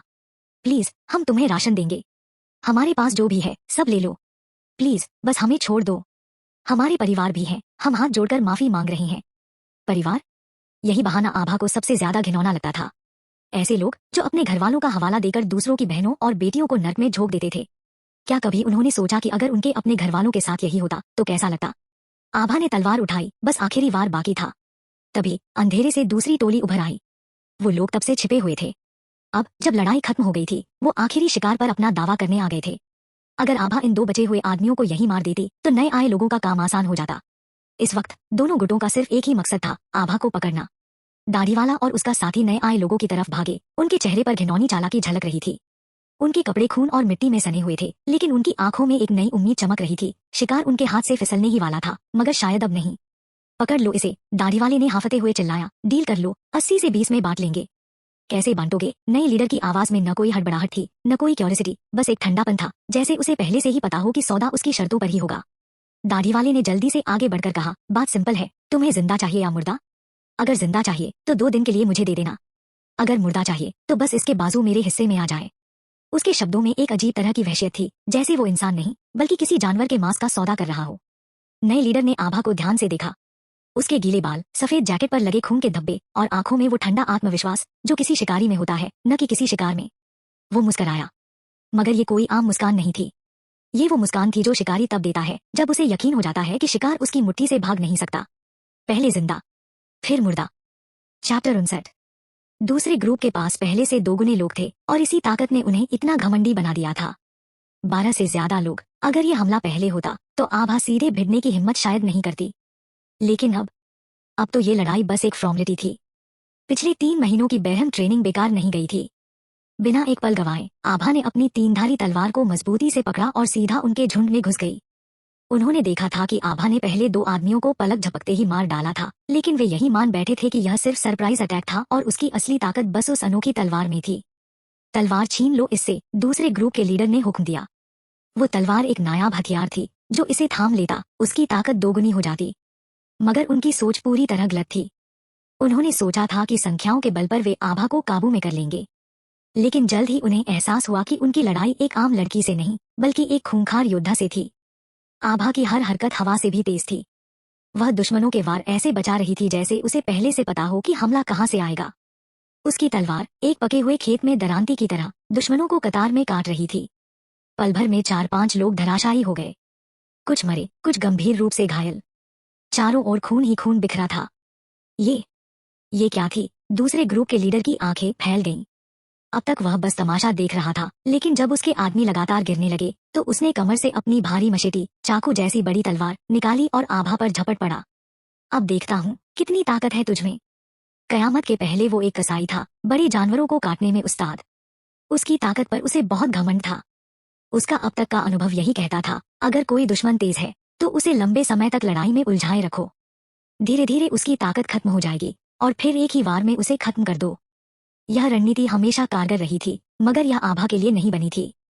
जैसे ही उसकी मशेटी आभा की तीनधारी तलवार से टकराई, एक तीखा झटका उसकी कलाई में दौड़ गया। क्या? आदमी की हथेली सुन्न पड़ गई। कैसे कैसे इतनी ताकतवर हो सकती है ये लड़की? आभा ने उसकी तरफ देखा तक नहीं। वह बिजली की फुर्ती से घूमी और एक जबरदस्त किक उसके सिर पर मार दी। धड़ाम! कसाई की टोपी दूर जा गिरी और उसके माथे पर बर्फ का एक साफ सुथरा निशान उभर आया। साले, यह लड़की तो शैतान है। अब उसे यकीन हो गया था, अगर उसने यही लड़ाई जारी रखी तो उसकी लाश भी यहाँ पड़ेगी। उसने झट से अपने बचे खुचे आदमियों को इशारा किया। भागो, जल्दी भागो। दाढ़ी वाले ने जब यह देखा तो उसने भी जान बचाने के लिए दौड़ने की कोशिश की, मगर तब तक बहुत देर हो चुकी थी। छपाक! आभा की तलवार उसके सीने के पार निकल गई। उसका आखिरी साथी, जो यह सब देख रहा था, डर के मारे हांफते हुए उल्टे पांव भाग खड़ा हुआ। आभा ने तलवार निकाली, उसे बर्फ में साफ किया और फिर बिना किसी शिकारी की तरह आगे बढ़ गई। छाया में छिपे तीसरे ग्रुप ने अब तक इस युद्ध में दखल नहीं दिया था। वे पहले से ही देख रहे थे कि क्या हो रहा है, और अब तो उनके पास दखल देने का कोई कारण ही नहीं बचा था। लाशों के ढेर के बीच से निकलती हुई आभा फिर से अपनी स्नोबोर्ड पर कूदी और सफेद धुंध में गायब हो गई। अनिरुद्ध भाई, क्या ये सच में वही आभा है जो 20वीं मंजिल पर रहती थी? जगदीश ने दबी आवाज में पूछा। अनिरुद्ध की आंखें सतर्क थीं। सुनील की मौत के बाद अनिरुद्ध ने नए गुंडों को भर्ती किया था, लेकिन जगदीश उनमें से अकेला था जिस पर उसे पूरा भरोसा था।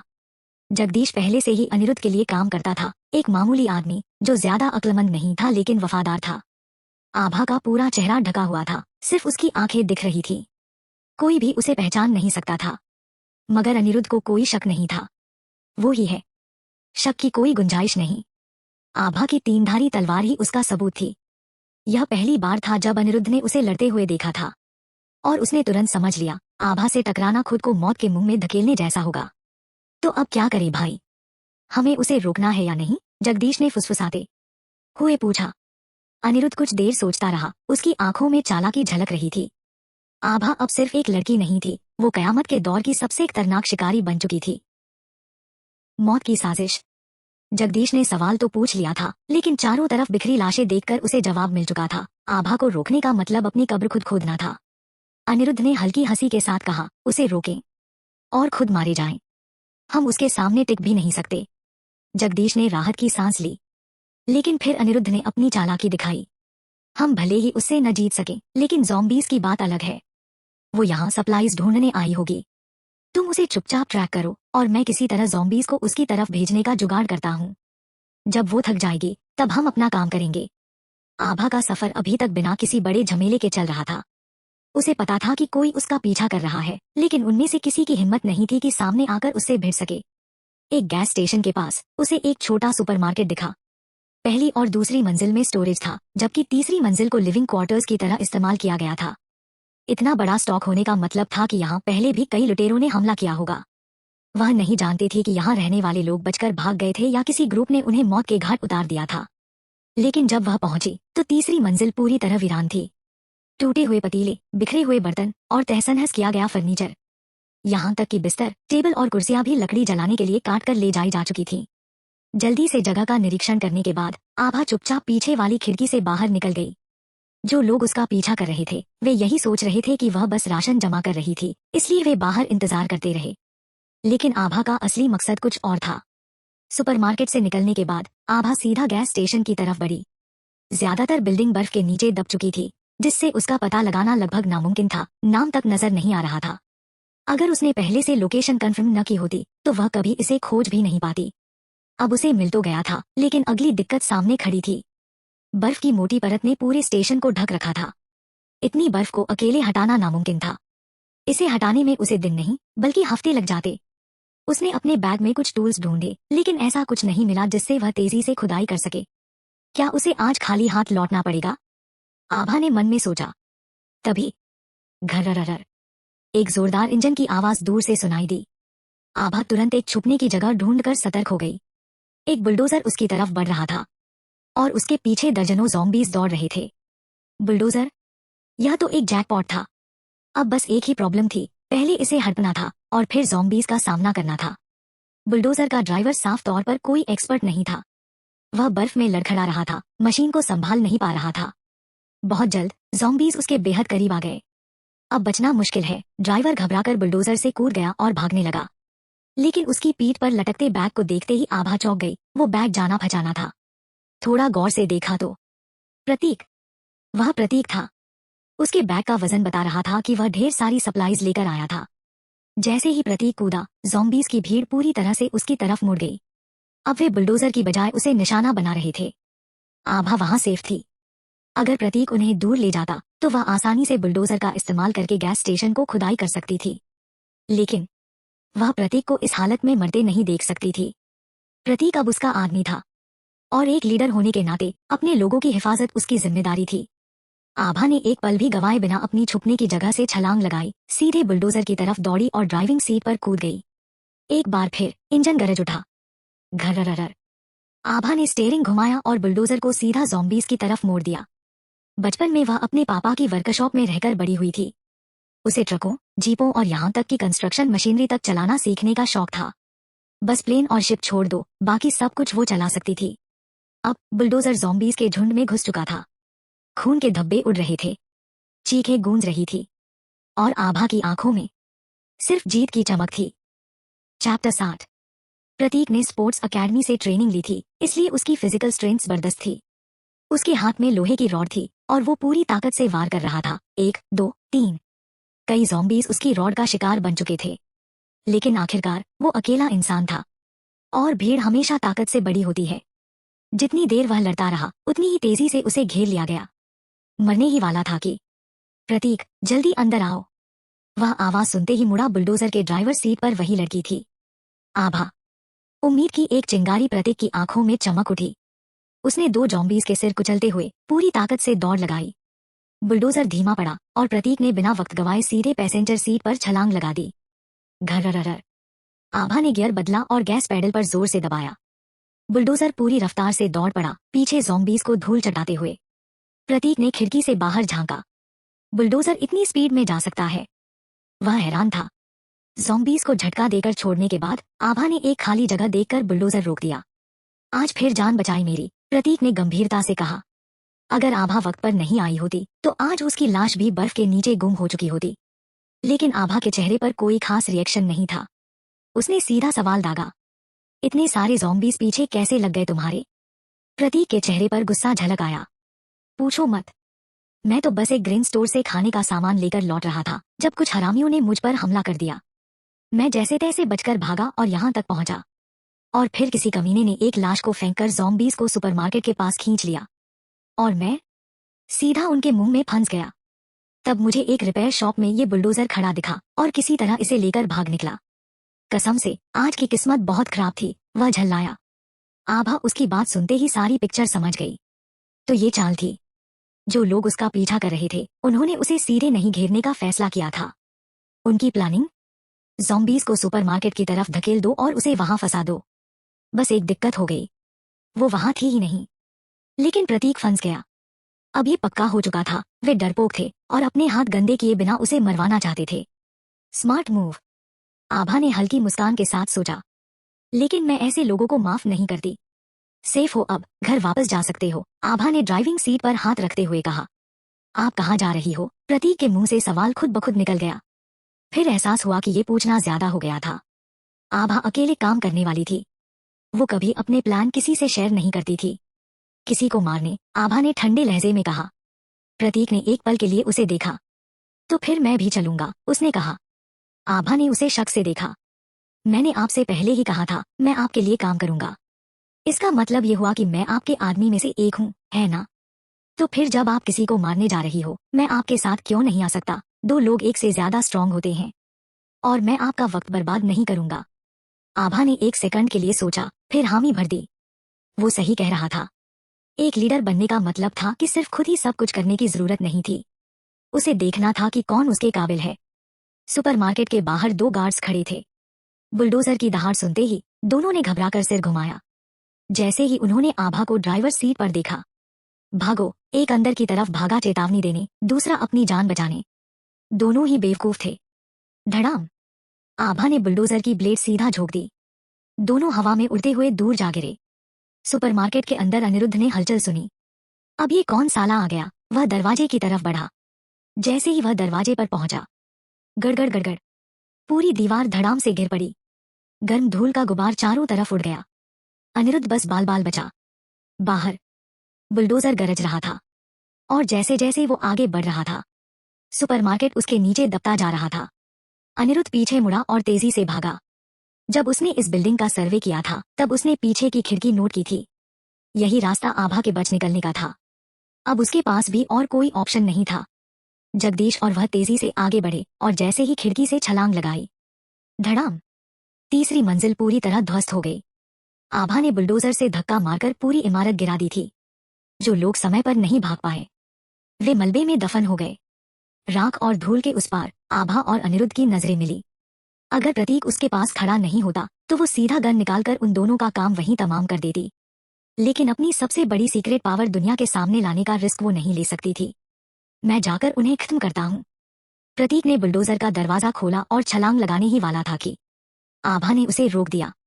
जब तक तुम वहां पहुंचोगे, वे काफी दूर निकल चुके होंगे। फिर भी कोशिश करनी है। इस बार आभा ने कोई रोक टोक नहीं की। प्रतीक भाग पड़ा। उसे पीछे आता देख अनिरुद्ध और जगदीश ने भी पूरी जान लगाकर दौड़ लगाई। वे मलबे को कवर के तौर पर इस्तेमाल करते हुए अंधेरे में गायब हो गए। जब प्रतीक लौटा तो आभा ने पूछा, उनसे कोई पुरानी दुश्मनी है तुम्हारी? वो साला कमीना बरसों से हमारे एरिया में आतंक मचा रहा है। कई लड़कियों की जिंदगी बर्बाद कर चुका है। आज मौका मिला था तो सोचा हमेशा के लिए खत्म कर दूं, लेकिन भाग निकला साला। तुम्हारी नफरत जायज है, आभा ने टाइम चेक करते हुए कहा। अब तुम घर जाओ, मुझे कुछ और काम निपटाने हैं। प्रतीक ने सिर हिलाया। ठीक है, लेकिन खुद का ध्यान रखना। फिर वो अपना आयरन रॉड कंधे पर टांग कर निकल पड़ा। अरे बैग तो लेते जाओ, आभा ने उसे आवाज दी। वही बैग जो उसने सुपरमार्केट से लूटा था, अब भी बुलडोजर के अंदर रखा था। प्रतीक ने लापरवाही से हाथ हिलाया। रख लो, आपको शायद पसंद न आए, लेकिन जान बचाने के लिए छोटा सा गिफ्ट समझो। प्रतीक के जाते ही आभा ने बुलडोजर का रुख वापस गैस स्टेशन की ओर मोड़ दिया। ठंडी हवा अब भी बह रही थी, लेकिन अब उसके सामने कोई बाधा नहीं थी। उसने गहरी सांस ली और बुलडोजर की गति बढ़ा दी। अब वो आराम से बर्फ हटाकर जमीन के नीचे दबे फ्यूल टैंक निकाल सकती थी। बुलडोजर के विशाल ब्लेड ने बर्फ को किनारे ढकेलना शुरू किया। जैसे जैसे बर्फ हटती गई, आभा की स्पीड बढ़ती गई। पहले 2x, फिर 5x और फिर 10x। सिर्फ 2 घंटे में। बूम, डन, उसने खुद से कहा जब आखिरकार सभी फ्यूल टैंक सतह पर आ गए। आभा ने एक एक टैंक पर हाथ रखा और उन्हें अपने स्टोरेज स्पेस में ट्रांसफर कर लिया। हर टैंक को स्टोर करते वक्त उसकी आंखों में संतोष की चमक थी। ये मेहनत रंग लाई थी। आखिर में बुलडोजर भी स्टोर किया और अपनी ऑफरोड गाड़ी निकाल ली। अब वक्त था घर लौटने का। रिहायशी इलाके में पहुंचते ही उसने गाड़ी वापस स्टोरेज में डाली और स्कीज पहन ली। ऊपर से देखने पर ऐसा लगा जैसे वो खाली हाथ लौटी हो, लेकिन हकीकत, आज का मिशन ताबड़तोड़ सक्सेसफुल था। अब उसके पास बुलडोजर था, मतलब आगे से फ्यूल कलेक्शन और भी आसान होने वाला था। अपनी खिड़की से कुसुम आभा को देखते ही जल उठी। इस लड़की का कुछ करना पड़ेगा। उसके चेहरे पर गुस्सा था, लेकिन अभी वो कुछ कर नहीं सकती थी। उधर किचन में उसके पति खाना बना रहा था। टेबल पर एक कटोरा रखा था, ठंडे नरम इंस्टेंट नूडल्स। इसी बीच उनका 9 साल का पोता तेजी से अंदर आया। उसके चेहरे पर झुंझलाहट थी। उसने कटोरे को घूरा, फिर गुस्से से उसे उठाया और जमीन पर गिरा दिया। ये क्या बकवास है? नूडल्स फर्श पर बिखर गए। मुझे मीट चाहिए। किचन में एक पल के लिए सन्नाटा छा गया। कुसुम के पति ने धीरे धीरे सिर उठाया। उसकी आंखें अब आग जैसी जल रही थी। कड़क, एक जोरदार थप्पड़ बच्चे के गाल पर पड़ा। बच्चा लड़खड़ा गया, फिर फर्श पर गिर पड़ा। उसकी आंखों से आंसू बहने लगे और उसने जोर जोर से रोना शुरू कर दिया। कुसुम, जो अभी तक शांत थी, अचानक भड़क उठी। वो बच्चा है, इतनी जोर से क्यों मारा? उसके पति का धैर्य जवाब दे गया। 9 साल का है, तुम इसे बिगाड़ोगी तो भूख से मर जाएगा। कुसुम ने गुस्से से पलटकर जवाब दिया, जब तक खाना है तब तक जिंदा रहेंगे। उसका पति हंस पड़ा, लेकिन उसकी हंसी में कटाक्ष था। उसने अपना चाकू टेबल पर पटका और धीरे से कहा, लेकिन जब कोई दरवाजा तोड़कर सब छीन लेगा तब क्या करोगी? यह सुनते ही कुसुम चुप रह गई। चैप्टर 61। अरे क्यों नहीं चलेगा? और फिर इस बिल्डिंग में मैं कई लोगों को जानती हूँ, जरूरत पड़ी तो मदद मिल ही जाएगी, कुसुम ने पूरे आत्मविश्वास से कहा। उसके पति ने लंबी सांस ली और बेडरूम में लौट गया। उसे अच्छे से पता था कि उसकी बीवी किन लोगों से जुड़ी हुई थी। अगर उनमें जरा भी नैतिकता बची होती तो वे घरों में घुसकर चोरी डकैती नहीं करते। कुसुम ने भी इन सब चीजों के बारे में सोचा था, लेकिन अब उसके पास कोई और रास्ता नहीं था। उसे आभा को एक सौदे के रूप में इस्तेमाल करना ही था। जब तक वे उसे आभा के खिलाफ इस्तेमाल करने के लिए जरूरी समझते, तब तक वे उसे नुकसान नहीं पहुंचाते। इसीलिए जैसे ही आभा ने सीढ़ियां चढ़नी शुरू की, कुसुम ने इशारा कर दिया। जैसे ही आभा 20वीं मंजिल के एंट्रेंस पर पहुंची, कुकू अपार्टमेंट 2002 से झपटकर बाहर आया। वह नीचे झुकी और उसे उठाया। महसूस किया कि उसकी फर पसीने से भीगी हुई थी। उसे पूरा यकीन था कि ये पसीना था, न कि नहाने का पानी। अब क्या कर रहे थे तुम? इतने थके हुए क्यों हो? कुकू हांफते हुए उसे मासूमियत से देखने लगा। और करता भी क्या? जाहिर है उसे जबरदस्त ट्रेनिंग दी जा रही थी। तभी वेदांत भी अपार्टमेंट से बाहर निकला। उसने आभा की ओर देखा और कहा, इसमें भेड़िए की खूंखार फितरत और लोमड़ी की चालाकी दोनों है। अगर सही ट्रेनिंग दी जाए तो ये एक कमाल का साथी बन सकता है। तुम इसे अपने साथ बाहर ले जा सकती हो। आभा ने कुकू को नीचे रखा और खड़ी हो गई। डराने के काम तो आ सकता है, लेकिन बाहर ज़ोंबीज की तादाद बढ़ रही है। अगर ये साथ गया तो शायद उन्हीं का डिनर बन जाएगा। वेदांत ने उसे देखा, जैसे कुछ और कहना चाहता हो, लेकिन फिर बस सिर हिला दिया। उसने अपनी जेब से एक यूएसबी निकाली और आभा की ओर बढ़ा दी। आभा ने शक भरी नजरों से उसे देखा और फिर उठा लिया। कहीं कोई अजीब सी वीडियो तो नहीं? ये सोचते ही वो खुद ही खांस पड़ी। लगता था कि पिछली बार वाली घटना का असर अब तक उसके दिमाग से गया नहीं था। गहराई में कहीं न कहीं वह अब भी वेदांत की कवर वाली सफाई पर पूरी तरह यकीन नहीं कर पाई थी। फाइट ट्रेनिंग की वीडियोस है, वेदांत ने ठंडे लहजे में कहा। वेदांत की नजरें तेज थीं, जैसे उसने अभी अभी आभा को किसी अजीब ख्याल में पकड़ लिया हो। आभा ने गला साफ किया। थैंक्स। बिना कुछ और कहे वो कुकू को उठाकर घर चली गई। आज उसने कई लोगों को मारा था, बहुत थक गई थी। खाना बनाने का मन नहीं था, तो उसने अपने स्पेशल स्टोरेज से पहले से तैयार खाने के पैकेट निकाले और गर्म कर लिए। उस स्टोरेज की फूड प्रिजर्व करने की ताकत किसी भी रेफ्रिजरेटर से ज्यादा थी। जो चीज उसमें जाती वैसी की वैसी बनी रहती, चाहे कितने भी दिन बीत जाए। हमेशा की तरह उसने आधा खाना वेदांत को भेज दिया। बाकी उसने और कुकू ने मिलकर खाया। कुकू ने मांस खाया और उसने सब्जियां। खाने के बाद आभा ने यूएसबी लैपटॉप में लगाई और फाइल्स खोली। वाकई ये फाइट ट्रेनिंग की वीडियोस थी, बस असली लोगों की बजाय इसमें एनिमेटेड कैरेक्टर्स थे। फिर भी हर मूव और टेक्निक बारीकी से समझाई गई थी। आभा फिश पर तुरंत प्रैक्टिस करने लगी और कब 2 घंटे बीत गए उसे पता ही नहीं चला। उस रात नहाने और सोने की तैयारी के बाद वो बिस्तर पर गिरते ही अधमरी हो गई। उसके हाथ इतने दुख रहे थे कि वो ठीक से उठ भी नहीं पा रही थी, लेकिन पूरे शरीर में अजीब सी ऊर्जा थी। फोन वाइब्रेट हुआ। तरुण का मैसेज था। वो पूछ रहा था कि सौदा कब और कहाँ किया जाए। आभा को उसकी तेजी पसंद आई।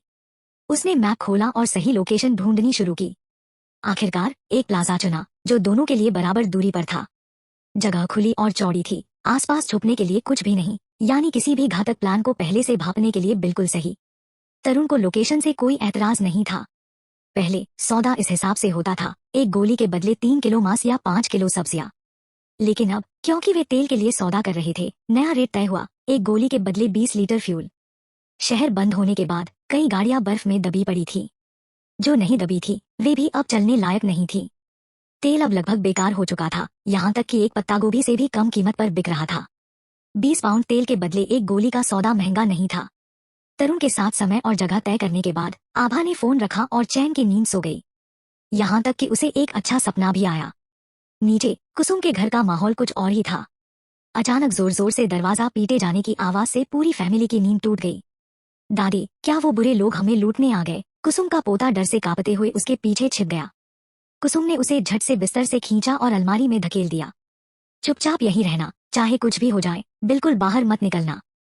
वह अभी उसे छिपाकर खड़ी ही हुई थी कि दरवाजा धड़ाम से खुल गया। कुसुम और उसके पति दोनों के हाथ में चाकू था, लेकिन हिम्मत नहीं हो रही थी कि बेडरूम से बाहर निकलें। लिविंग रूम से चीजों के तोड़ने फोड़ने की आवाजें आ रही थी, फर्नीचर गिरने की, गुलदस्ते और डेकोरेशन आइटम्स के जमीन पर टूटने की। ज्यादा देर नहीं लगी, बेडरूम का दरवाजा भी लात मारकर तोड़ दिया गया। जो अंदर आया वो कोई अनजान शख्स नहीं था, लालची ललित, जो अनिरुद्ध के खास लोगों में से एक था। पिछली बार जब आभा ने उसकी धुनाई की थी, तब से वो ठीक होने में ही लगा था। लेकिन जैसे ही वो ठीक हुआ, फिर से अपनी पुरानी हरकतों पर लौट आया, लूटपाट, मारपीट और डकैती। जैसे ही कुसुम ने उसे पहचाना, उसने झटपट चाकू नीचे रख दिया और जबरन मुस्कुराते हुए बोली, अरे ललित भाई, आप? ये सब क्या मजाक है? हम तो अपने ही लोग हैं ना। याद है, मैंने ही आपको पहले इन्फॉर्म किया था। ऊपर 2001 वाले घर के बारे में बताया था। वो सब मैंने ही बताया था। ललित, जिसे उसके लोग ललित भाई या सिर्फ बॉस बुलाते थे, बेडरूम में इतराते हुए घुसा। वो बेड पर एक पैर रखकर पीछे झुका और चैन की सांस ली। क्या बात है, फर्नीचर वाला घर अलग ही मजा देता है। उस ठंडे गंदे खंडहर में घुसे रहने से तो ये कहीं बेहतर है। कुसुम तुरंत बोली, अगर आपको ये बेड पसंद है ललित भाई, तो रख लीजिए। गद्दे और कंबल भी ले लीजिए। ललित ने नाक सिकोड़ते हुए कहा, अगर इस बेड पर कोई 18 साल की लड़की सोई होती तो शायद मैं इंटरेस्टेड होता, लेकिन तुम, एक बूढ़ी औरत, तुमसे तो बुढ़ापे की बू आ रही है। मेरे लड़के तो क्या, कुत्ता भी पास नहीं फटकेगा। कुसुम ने जबरन मुस्कुराहट बनाए रखी, अरे उम्र किसे छोड़ती है ललित भाई। अगर मैं 30 साल छोटी होती तो खुद आपकी खिदमत करने को तैयार रहती। ललित ठहाका मारकर हंस पड़ा, तेरी इस उम्र में भी ऐसी सोच है? चलो, समझ में आता है। तेरे बूढ़े पति में तो कब से दम नहीं बचा होगा। फिर उसने अपने आदमियों की तरफ देखा और एक गंदी हंसी हंसते हुए बोला, चलो पुराने रिश्ते का लिहाज करते हुए क्यों ना आज मेरे लड़के ही तुम्हारा मनोरंजन कर दें। कुसुम की हंसी वहीं जम गई। वो इन लोगों को जानती थी। जब भी ये किसी जगह पर धावा बोलते, वहां की औरतों को नहीं छोड़ते, लेकिन वे आमतौर पर 50 से कम उम्र की औरतों को ही टारगेट करते थे। उसे लगा था कि 60 के पार जाने के बाद वो इस खतरे से बाहर है कि अब कोई उसे हाथ नहीं लगाएगा, लेकिन उसने कभी सोचा भी नहीं था कि उसकी उम्र भी उसे नहीं बचा पाएगी। वो हमेशा अपने आप को इज्जतदार औरत समझती थी। अगर इन दरिंदों ने उसके साथ जबरदस्ती की तो वो इस जिल्लत के साथ जीने के बजाय मरना पसंद करेगी। ललित भाई, ये तो मजाक कर रही हैं आप, उसने जल्दबाजी में कहा। आप तो हर रोज खूबसूरत जवान लड़कियां देखते हैं, मैं उनके सामने कुछ भी नहीं। मैं आपकी मौज खराब नहीं करना चाहती, लेकिन मैं आपको सही ठिकाना जरूर बता सकती हूँ। ललित की आंखें शरारत से चमक उठीं। उसने होठों पर एक टेढ़ी मुस्कान ला दी। कुसुम समझ गई, उसे मौका मिल सकता है।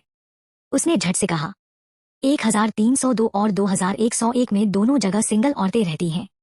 1302 में जो लड़की है वो पहले वैभव के आदमी विपुल की बीवी थी। विपुल कब का गायब हो गया और वो अब अकेली रह गई है। जहाँ तक 2101 की बात है, वहाँ एक विधवा औरत रहती है। वो हमेशा चुपचाप रहती है, इसलिए अब तक किसी का ध्यान नहीं गया। लेकिन मैं आपको पक्की गारंटी देती हूँ, ये दोनों जबरदस्त हैं। जवान, खूबसूरत और पूरी तरह अकेली। चैप्टर 62। ललित गंजा था और उसने कुसुम को देखकर जोर से ठहाका लगाया। फिर उसने अपने आदमियों को इशारा किया, जिन्होंने तुरंत कुसुम के पति को दबोच लिया। कुसुम का पति जवानी में भी कोई ताकतवर आदमी नहीं था और अब बुढ़ापे में तो वो आसानी से हार मान गया और सीधे जमीन पर गिरा दिया गया।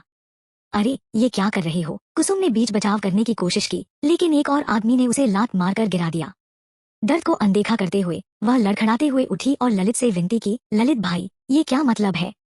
हम हमेशा से साथ में काम करते आए हैं, अचानक हम पर हमला क्यों कर रहे हो? जरूर कोई गलतफहमी हुई है। चलो बात करते हैं। मेरे बूढ़े आदमी की तबीयत ठीक नहीं है, प्लीज अपने आदमियों से कहो कि उसे छोड़ दें। ललित अपने घुटनों पर हाथ रखकर आगे झुका। उसकी आंखें फर्श पर बैठी कुसुम पर टिकी थीं। वह सरकास्टिक लहजे बोला, गलतफहमी? मैं आज रात खास तौर पर तुम्हारे लिए आया हूँ। कुसुम को ऐसा ही शक था, लेकिन थोड़ी सी उम्मीद बाकी थी कि उसकी गुहार से कुछ दया मिल सकती है। वह गलत थी। तुमने आभा के बारे में बहुत सारी जानकारी दी, लेकिन देखो वो कितनी बेकार रही। मेरे आदमी मारे गए या घायल हो गए और मुझे भारी नुकसान हुआ है। मुझे तो तुम्हें इतने दिन जिंदा रखने के लिए शुक्रिया कहना चाहिए, स्कोर बराबर करने से पहले तुम्हें ये एक्स्ट्रा दिन एंजॉय करने देने के लिए। ललित भाई, मैं सिर्फ एक बूढ़ी औरत हूँ, प्लीज मुझे जाने दो। घर से जो चाहे ले लो, लेकिन प्लीज हमें बख्श दो। मैं चीजें तो लूंगा ही, लेकिन तुम्हारी जान भी लूंगा। ललित भाई प्लीज, मैं तुमसे भीख मांगती हूँ, हमें जाने दो। कुसुम ने माथा जमीन पर पटकते हुए दंडवत प्रणाम किया। मैंने तुमसे क्या कहा था? बाघों के साथ साजिश करने से सिर्फ तबाही आएगी। तुमने बात नहीं मानी। अब इन जानवरों से भीख मांगने का क्या फायदा? अपनी ताकत बचाओ, कुसुम के पति ने कहा। अचानक अलमारी से आवाज आई। ललित के एक आदमी ने अलमारी का दरवाजा खोला। मुझे मत मारो, प्लीज मुझे मत मारो, मैं अब बड़ा हो गया हूँ, मैं कुछ भी कर सकता हूँ। कुसुम का पोता अलमारी में दुबका हुआ रोया। 9 साल का लड़का हालत की गंभीरता को समझ गया। वह जानता था कि क्या होने वाला है। ललित के आदमी ने लड़के को अलमारी से बाहर निकाला और उसे ललित के सामने ले आया। ललित भाई, वो सिर्फ एक बच्चा है, उसे कुछ समझ नहीं आता, प्लीज उसे बख्श दो, मैं तुम्हारी गुलाम बन जाऊंगी। कुसुम ने बेतहाशा दंडवत प्रणाम करते हुए भीख मांगी, लेकिन ललित ने उसे अनदेखा कर दिया। उसकी आंखें लड़के पर टिकी थी। मैंने बहुत सी औरतों को देखा है, लेकिन अभी तक किसी लड़के का स्वाद नहीं चखा, उसने कहा। यह सुनते ही कुसुम पीली पड़ गई। ललित भाई, तुम्हें जो चाहिए मैं तुम्हारे लिए ढूंढ दूंगी, मैं कुछ भी ढूंढ दूंगी, प्लीज मेरे पोते को बख्श दो। बॉस अनिरुद्ध के लिए ही सही, प्लीज हमें जाने दो। ललित लड़के को घूरते हुए कुसुम की गुहार को अनदेखा कर दिया। तुमने कुछ बढ़िया चीजें छिपा रखी हैं, है ना? इस बच्चे को जरा भी तकलीफ नहीं हुई है, कितना मुलायम और कोमल है। इतना कहकर ने लड़के का गाल नोचा। लड़का डर गया, लेकिन भागने के लिए कोई जगह नहीं थी। इसे कपड़े उतारकर बिस्तर पर फेंक दो, ललित ने अपने आदमियों को आदेश दिया, अपनी बेल्ट खोलते हुए। कुसुम और उसके पति ने बेतहाशा संघर्ष किया, लेकिन उन्हें पीटा गया। वे अपने पोते को नहीं बचा सके। ललित संतुष्ट होकर बिस्तर से उतरा और अपने आदमियों की ओर मुड़ा। किसी और को भी मौका चाहिए। ललित के आदमी जोश में घेर कर खड़े थे, बस एक इशारे का इंतजार कर रहे थे। इसी बीच कुसुम के पोते ने ललित का पैंट पकड़ लिया और गिड़गिड़ाने लगा, प्लीज मुझे छोड़ दो, उन लोगों को मुझसे दूर रखो, मैं तुम्हारे लिए कुछ भी कर सकता हूँ। ललित ने उसकी तरफ देखा और जोर से हंस पड़ा। बड़े समझदार निकले तुम। उसकी नजर जमीन पर पड़े कुसुम और उसके पति पर गई, जो अधमरे हालत में पड़े थे। वह झुका और हंसते हुए बोला, अगर इन दोनों बूढ़ों को मार दो तो मैं तुम्हें अपने साथ ले जाऊंगा। आज से तुम मेरे आदमी बन जाओगे। लड़के ने नीचे पड़े अपने दादा दादी की तरफ देखा, फिर वह धीरे धीरे बिस्तर से नीचे उतरा, जमीन पर गिरी हुई छुरी उठाई और उनके करीब चला गया। दादू दादी, माफ करना, मैं मरना नहीं चाहता, मैं जीना चाहता हूँ, प्लीज मुझे माफ कर दो। आप मुझसे बहुत प्यार करते हो ना? आप नहीं चाहोगे कि मैं भी उन दरिंदों की तरह मर जाऊं, है ना? कुसुम का चेहरा बुरी तरह सूज चुका था, नाक की हड्डी टूट गई थी, आंखें सूजन से बंद हो गई थी। बस एक छोटी सी झिरी से वह अपने पोते को देख पा रही थी, जिसे उसने इतने प्यार से पाला था। उसकी आंखों में आंसू भर आए। वह कुछ कहना चाहती थी, उसे बताना चाहती थी कि इन दरिंदों पर भरोसा मत करना, इनके साथ मत जाना। ये लोग झूठे हैं, ये कभी अपनी बात पर कायम नहीं रहेंगे। पर इससे पहले कि वह कुछ कह पाती, लड़के ने छुरी उठाई और बिना एक बार भी पलक झपकाए उसे अपने दादा के सीने में उतार दिया। कुसुम की हजारों बातें वहीं ठहर गईं। जिस बच्चे को उन्होंने अपने हाथों से पाला था, सिर्फ 9 साल का मासूम लड़का, वह इतनी आसानी से खून कर सकता था, और वह भी किसी अजनबी का नहीं, अपने सगे दादा का। छुरी अंदर गई, सफेद, बाहर निकली लाल। अब बारी थी कुसुम की। वह अपने पोते को देख रही थी। लड़के का हाथ हिला, उसकी छुरी थोड़ा भटक गई, पर फिर भी कुसुम के अंदर धंस गई। दोनों बूढ़े जमीन पर गिर पड़े, खून में लथपथ। उसका पति मर चुका था। कुसुम की आंखें आधी खुली थी। उसने देखा, वे दरिंदे उसके घर को लूट रहे थे, जो कुछ भी कीमती था उठा रहे थे। फिर वे उसके पोते को लेकर वहां से चले गए। अब उसे सच्चा पछतावा हो रहा था। वह अफसोस कर रही थी कि उसने इन दरिंदों के साथ हाथ मिलाया। उसने आभा को मारने की साजिश रची थी, पर मर खुद रही थी। और उसका पोता, जिसे उसने अपनी जान से ज्यादा चाहा था, जिसके लिए उसने सब कुछ किया, जो भी उसके पास था उसे दे दिया। जब वह बीमार पड़ा तो उसने इधर उधर भटककर उसके लिए दवा का इंतजाम किया, पर बदले में उसने क्या किया? उसी ने छुरी घोंप दी। काश उसने अपने पति की बात मान ली होती।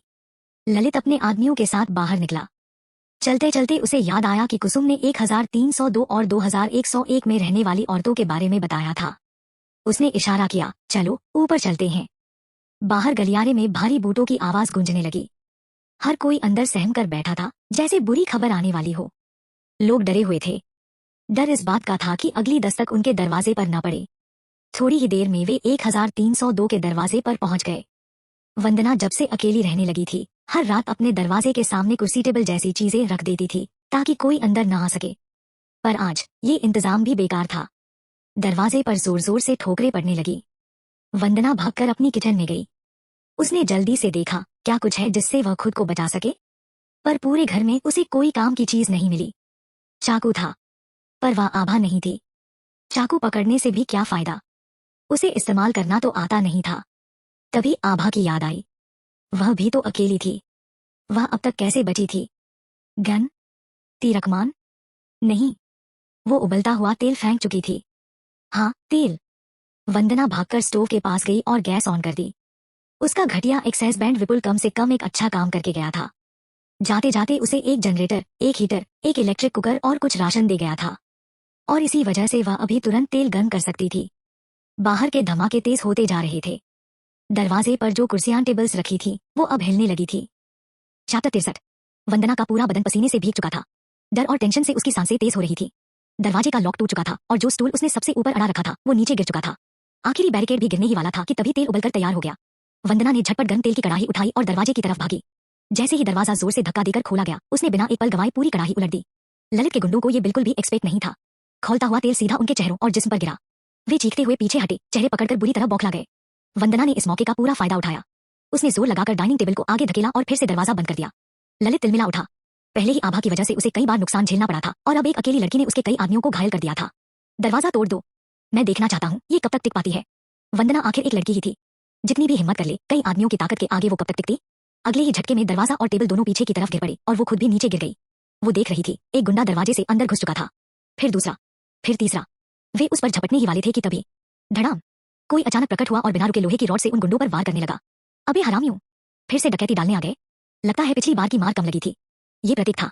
उसके हाथ में लोहे की मोटी रॉड थी जिसे वो किसी प्रोफेशनल फाइटर की तरह चला रहा था। इससे पहले जब ललित के आदमी इस बिल्डिंग में लूटपाट करने आए थे तब भी प्रतीक ने उन्हें दौड़ा दौड़ा कर पीटा था और एक परिवार को बचाया था। आज वो असल में वंदना का शुक्रिया अदा करने आया था क्योंकि उसी के चलते उसे आभा से मिलने का मौका मिला था। लेकिन जैसे ही उसने नीचे कदम रखा, देखा कि ललित के आदमी वंदना के घर में घुस रहे हैं। बिना सोचे वो वापस ऊपर भागा, अपना आयरन रॉड उठाया और नीचे कूद पड़ा। और टाइमिंग एकदम परफेक्ट थी।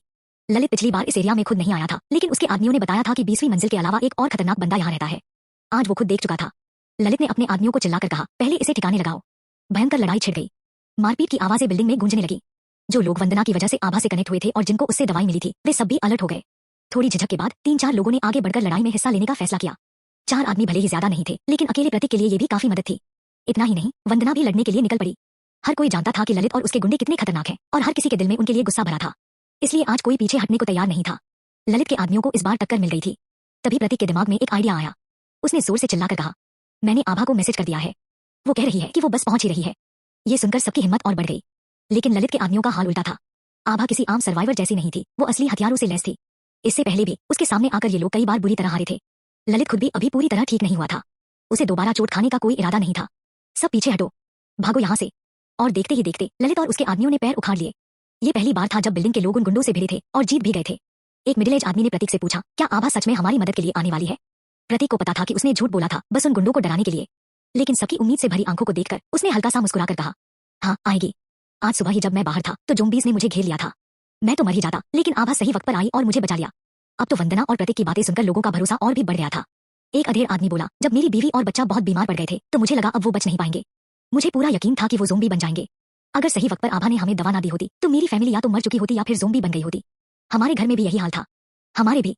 बातों बातों में सबको एहसास हुआ कि यहाँ मौजूद हर किसी को आभा ने ही बचाया था और सबको इस बारे में वंदना से ही पता चला था। वंदना ने कहा, मैं भी आप लोगों जैसी ही हूँ। मुझे भी आभा ने बचाया था। उसने मुझे सिखाया कि ज़ोंबी से कैसे लड़ा जाए, एक लड़की को खुद को कैसे बचाना चाहिए। वो हमारी असली लीडर है, नॉट लाइक कुसुम जो हमेशा बाहरी लोगों के साथ मिलकर हमारी बिल्डिंग के लोगों को खतरे में डालती रहती है। रुको, क्या कुसुम का पोता उन गुंडों के साथ नहीं था? मैंने भी देखा था। वंदना ने ठहाका मारा, देखा? उस घराने का खेल समझ आ गया ना?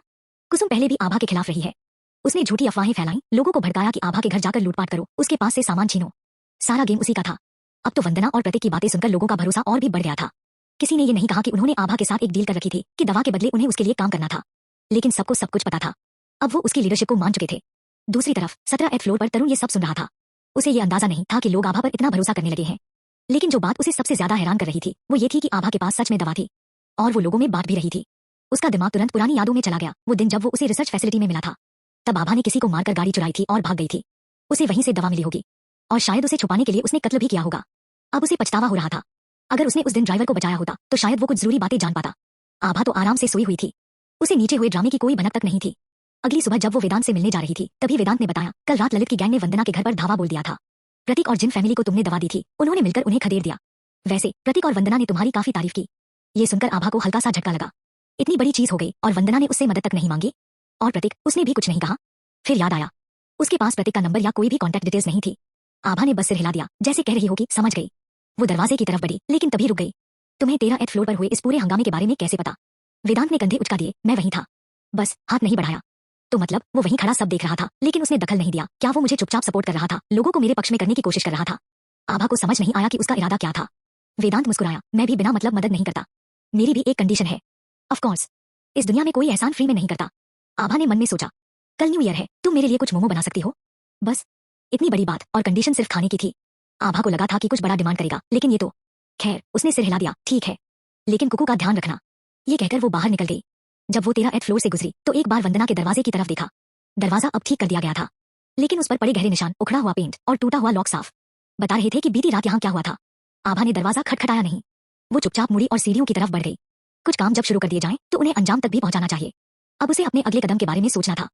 चैप्टर 64। तरुण इस बार काफी ज्यादा सतर्क था। उसने गाड़ी घुमाते घुमाते अच्छा खासा वक्त लगा दिया और पिछली बार से ज्यादा बंदों को साथ लाया। हर किसी के पास असली चाकू था। जब उसने आभा को देखा तो हमेशा की तरह पहले थोड़ी चापलूसी की, फिर मुद्दे पर आया। सामान गाड़ी में है, पहले चलकर चेक कर लो और तौल भी लो। आभा को तरुण पर भरोसा था, लेकिन फिर भी उसने सतर्कता बनाए रखी। खास तौर पर जो लोग उसके साथ आए थे उन पर तो बिल्कुल भी भरोसा नहीं था। असली चाकू लेकर घूम रहे थे, सतर्क रहना जरूरी था। उसने कहा, सामान उतरवाओ। तरुण ने सिर हिलाया और गाड़ी में बैठे लड़कों को इशारा किया। लोगों ने एक एक करके बैरल नीचे उतार दिए और लाइन में लगा दिए। आभा आगे बढ़कर चेक करने लगी। 40 किलो वाले बैरल, कुल 30 यानी 1200 किलो तेल और वो 2 बॉक्स दवाई के, 60 गोलियां, एकदम सही एक्सचेंज। सामान कंफर्म करने के बाद आभा ने दवाई निकाली और तरुण को दे दी। तरुण ने बिना देखे ही दवाई जेब में डाल ली। हमेशा मजा आता है आपसे डील करने में, मिस डॉट। कल न्यू ईयर ईव है, पहले से ही न्यू ईयर विश कर देता हूँ। आभा ने जवाब दिया, हैप्पी न्यू ईयर। तरुण मुस्कुराया, अच्छा ठीक है, मैं निकलता हूँ। न्यू ईयर के बाद फिर बिजनेस की बात करेंगे। आभा ने सिर हिलाया। तरुण और उसके लोग जैसे ही चले गए, आभा ने चारों ओर नजर दौड़ाई कि कोई देख तो नहीं रहा, फिर सारा तेल अपनी स्पेस में स्टोर कर लिया। तरुण फ्रंट पैसेंजर सीट पर बैठा था और गाड़ी चला रहा था उसके अपार्टमेंट में नीचे रहने वाला एक लड़का, राहुल। भाई तरुण, वो लड़की कौन थी जिससे अभी अभी डील की? लग तो ऐसा रहा था जैसे उससे पंगा लेना सही आइडिया नहीं होगा। तरुण ने जवाब दिया, पुरानी क्लाइंट है। तुझे लगता है उसके पास और दवाई होगी? मुझे तो लग रहा था वो तेरा वापस आने का इंतजार कर रही थी। तरुण ने उसकी तरफ देखा, ऐसा क्यों लग रहा है तुझे? तूने कहा कि न्यू ईयर के बाद फिर बात होगी, और उसने बस सिर हिला दिया, कुछ और बोला ही नहीं। इसका मतलब साफ है, उसके पास और दवाई है और वो चाहती है कि तू फिर से डील करने आए। तरुण हल्का सा हंसा। वो असल में अभी अभी आभा को टेस्ट कर रहा था, ये समझने के लिए कि उसके पास कितनी दवाई और बची है। आभा के कॉन्फिडेंस से साफ था कि वो बिल्कुल बेफिक्र थी। पिछले कुछ दिनों से तरुण काफी मेहनत कर रहा था ये पता लगाने के लिए कि कौन सी फार्मा फैक्ट्री इस स्पेशल मेडिसिन को बना रही थी। लेकिन जब वो अपनी टीम के साथ वहां पहुंचा तो सिर्फ एक खाली बिल्डिंग मिली। दवाई तो छोड़, एक भी मेडिसिन बॉक्स नहीं बचा था। भले ही आभा ज्यादा बोलती नहीं थी और हमेशा लो प्रोफाइल रखती थी, लेकिन तरुण को पूरा यकीन था कि वो एकदम स्मार्ट और कैपेबल इंसान थी। अगर कोई उससे भिड़ने की सोच भी रहा था तो उसके लिए मुसीबत खड़ी होने वाली थी। बस इतना याद रख कि वो लड़की हमारे बस की बात नहीं है। राहुल हंसा और सिर हिलाया, समझ गया, वो हमारी वीआईपी क्लाइंट है, हमें उसे रॉयल्टी की तरह ट्रीट करना चाहिए। तरुण ने ज्यादा कुछ नहीं कहा, बस उसे हिदायत दी, तेल पर नजर रखना, कोई गड़बड़ नहीं होनी चाहिए। मुझे लग रहा है कि जल्दी ही तेल भी बड़ी चीज बन जाएगी। आभा को फॉलो करना कभी भी बेकार नहीं जाता था। तरुण ने मन में सोचा। न्यू ईयर की तैयारियां। आभा को न्यू ईयर को लेकर कभी खास एक्साइटमेंट नहीं होती थी। हर साल उसे त्रिशा के साथ मिलकर ढेर सारी न्यू ईयर सप्लाई तैयार करनी पड़ती थी, जो उसे अपने परिवार और रस्तोगी फैमिली के रिश्तेदारों को देनी होती थी। जब तक वो सारे काम निपटाकर घर वापस आती तब तक लंच लगभग खत्म हो चुका होता। वो बस ठंडे बचे खुचे खाने के कुछ निवाले खाकर फिर से बिजी हो जाती। शाम होते ही त्रिशा, संजना और यशवर्धन के साथ रस्तोगी फैमिली हाउस डिनर के लिए चली जाती और आभा घर पर अकेली रह जाती। चूंकि वो अपने नाना नानी के साथ बड़ी हुई थी और उसके पेरेंट्स का डिवोर्स हो चुका था, उसके पिता की तरफ के रिश्तेदार, दादा दादी समेत, कभी उसे पूरी तरह अपना नहीं पाए, तो फिर वहां जाने का कोई मतलब भी नहीं था। हर साल न्यू ईयर पर आभा अकेली ही होती थी और उसे कभी कोई खास फील नहीं हुआ था। लेकिन इस साल सब कुछ अलग था। वो अब भी अकेली थी, लेकिन इस बार उसके पास कुकू था। और यशवर्धन, त्रिशा और संजना तीनों मिलकर भी कुकू के मुकाबले कुछ नहीं थे। सुबह सुबह उठकर आभा ने खुद के लिए और कुकू के लिए नए कपड़े निकाले। कुकू के कपड़े उसने खुद ही अल्टर किए थे। आभा की सिलाई बुनाई में ज्यादा स्किल नहीं थी, तो आउटफिट ज्यादा स्टाइलिश नहीं लग रहा था। लेकिन कुकू, ये नटखट भेड़िया बच्चा, जैसे उसे फैशन की ज्यादा समझ ही नहीं थी। नया आउटफिट पहनकर वो पूरे घर में कूदता फांदता फिर रहा था, कभी कभी कांच के सामने जाकर खुद को निहारता भी था। कई बार आभा को लगता कि अगर कुकू बोल सकता तो उसकी स्मार्टनेस किसी इंसान से कम नहीं होती। वो सुबह से ही बिजी थी, कुल मिलाकर 6 डिशेस बनाई थी। पहले से काफी स्टॉक जमा कर रखा था, इसलिए खाना जबरदस्त लग्जरी लेवल का बना था। इन पिछले कुछ हफ्तों में वो वेदांत के साथ एक दूसरे की हेल्प करती रही थी, लेकिन अब तक उसने कभी उसे अपने घर के अंदर नहीं बुलाया था। इतने दिनों में उसे समझ आ गया था कि वेदांत काफी भरोसेमंद इंसान है। उसी रात की बात याद करके जब वेदांत ने उसके लिए आगे बढ़कर सपोर्ट किया था, आभा ने डिसाइड किया कि आज उसे डिनर पर इनवाइट किया जाए। कुकू, चल तुम्हारे एक्स मास्टर को खाने पर बुलाते हैं। कुकू ने पूंछ हिलाई और सीधे दरवाजे पर जा खड़ा हुआ। जैसे ही आभा ने दरवाजा खोला, कुकू बिजली की स्पीड से भागता हुआ 2002 नंबर के दरवाजे पर पहुंचा और पंजों से दरवाजा ठोकने लगा। वेदांत ने दरवाजा खोला तो कुकू ने पूरे स्टाइल में उसके सामने एक राउंड घूमा, जैसे नया आउटफिट फ्लॉन्ट कर रहा हो। वेदांत हमेशा से ही कुकू की तारीफ करने में कंजूसी नहीं करता था। नए कपड़े बढ़िया लग रहे हैं, बहुत कूल। तारीफ सुनकर कुकू उछल पड़ा, फिर तुरंत वापस आभा के पास आ गया। अब उसे अच्छे से पता था कि अपना कौन है और पराया कौन। तुम्हारे लिए लंच इनवाइट है, आ रहे हो या नहीं? आभा वैसे भी कोई घुमा फिराकर बात करने वाली लड़की नहीं थी, और ऊपर से सामने वेदांत जैसा कोल्ड इंसान खड़ा था। उसने बिना किसी झंझट के डायरेक्ट पूछ लिया, आ रहा हूँ। वेदांत का जवाब भी उतना ही सिंपल और डायरेक्ट था। तो बस 2 लोग और एक भेड़िया टेबल पर बैठे और साथ में धमाकेदार न्यू ईयर लंच किया। खाने के बाद जब वेदांत प्लेट्स उठाकर किचन में रखने गया तो उसने आभा से पूछा, फाइट करनी है अभी? आभा ने अभी अभी पेट भरकर खाया था, और सच कहें तो फिलहाल तो उठने का भी मन नहीं था। वेदांत ने टाइम देखा और कहा, आधे घंटे बाद। आभा ने सोचा और कहा, ठीक है। आधे घंटे बाद वो वेदांत के घर की दूसरी मंजिल पर बने बॉक्सिंग रिंग में पहुंची, और उसके बाद जो हुआ वो उसकी उम्मीद से कहीं ज्यादा खतरनाक था, इतना कि उसे लगा कहीं लंच बाहर ना आ जाए। लोग कहते हैं कि जब किसी का एहसान लो तो उसका मान भी रखो, लेकिन वेदांत को ये सब सिखाने का कोई फायदा नहीं था। वेदांत ने बिल्कुल भी हाथ हल्का नहीं रखा। गुस्से में आभा फिर से खड़ी हुई और बस बिना सोचे समझे घूंसे बरसाने लगी। अब उसे किसी टेक्निक की परवाह नहीं थी, बस उसे वेदांत को गिराना था, बस। 20वीं मंजिल पर यह हाई वोल्टेज फाइट चल रही थी, लेकिन 901 में रहने वाला परिवार असली मुसीबत से जूझ रहा था। उनके दोनों बच्चे तेज बुखार में तप रहे थे और घर की जनरेटर भी खराब हो गई थी। पूरा अपार्टमेंट एकदम फ्रिज जैसा ठंडा था, 3-3 रजाई ओढ़कर भी ठंड कम नहीं हो रही थी। बीवी ने किचन से 2 कटोरी गरम दलिया लाकर बच्चों को दिया। बस आज न्यू ईयर था, इसलिए इतनी मेहनत करके एक टाइम का गरम खाना मिला था, वरना अब तक तो ठंडे पानी में चावल भिगोकर खाना पड़ रहा था या आटे का घोल बनाकर निगलना पड़ रहा था। घर में बिजली नहीं थी तो गरम खाने का सवाल ही नहीं था। लेकिन सबसे डरावनी चीज ये नहीं थी। असली टेंशन तो ये थी कि घर में अब चावल और आटा भी खत्म होने वाला था, बाकी सारी चीजें तो पहले ही खत्म हो चुकी थी। ठंड में 1-2 और रजाई डाल सकते थे, ठंडा भिगोया हुआ खाना भी जैसे तैसे गले से नीचे उतारा जा सकता था। लेकिन जब खाने के लिए कुछ नहीं बचेगा तब क्या होगा? चैप्टर 65। 901 वाले आदमी ने अपनी कमजोर बीवी और बीमार बच्चों को देखा तो दिल में घबराहट और पछतावा दोनों थे। उसे सुनने में आया था कि बिल्डिंग के कुछ लोगों को आभा से दवाइयां मिली थी। बीवी ने उसे भी कहा कि जाकर आभा से बात करे, शायद कुछ देकर बदले में दवाई मिल जाए और बच्चों की जान बच सके। वो हिम्मत जुटाकर पता करने निकला तो मालूम पड़ा कि आभा सिर्फ उन्हीं लोगों की मदद कर रही थी जिन्होंने किसी को नुकसान नहीं पहुंचाया था। पर वो तो बिल्डिंग के कुछ लोगों को लेकर दूसरों से लूटपाट कर चुका था, और तो और उसने खुद आभा के घर पर भी कई बार हाथ साफ किया था। ऐसी हालत में भला वो उसकी मदद क्यों करती? सोने चांदी के ढेर भी अगर आभा के सामने रख देता तब भी शायद कुछ नहीं बदलता। पापा, मुझे मीट खाना है। हम फिर से कब खाएंगे? उसका 10 साल का बेटा कमजोर आवाज में पूछ रहा था। 6 साल का छोटा बेटा भी बोल पड़ा, मुझे भी चाहिए मम्मी वाला रेड ग्रेवी चिकन। आदमी ने जबरदस्ती मुस्कान खींची और बोला, पहले ये खिचड़ी खत्म करो, कल तक पापा तुम्हारे लिए मीट लेकर आएंगे। जैसे ही दोनों बच्चों को मांस की उम्मीद बंधी, उन्होंने तुरंत चम्मच उठा ली और खाना खाने लगे। डिनर के बाद आदमी ने बीवी से दरवाजा बंद करने को कहा और खुद बाहर निकल गया। बीवी उसे जाते हुए देखती रही, कुछ कहना चाहती थी लेकिन चुप रह गई। उसे अच्छे से पता था कि बाहर निकलना कितना खतरनाक है, लुटेरे, कातिल और सबसे भयानक वो ज़ॉम्बीज। पर क्या कर सकते थे? अगर वो दोनों नहीं बचे तो कम से कम उनके बच्चे तो जिंदा रहने चाहिए। 901 वाला आदमी आसपास का इलाका छान मारा, पर खाने का एक भी टुकड़ा हाथ नहीं लगा।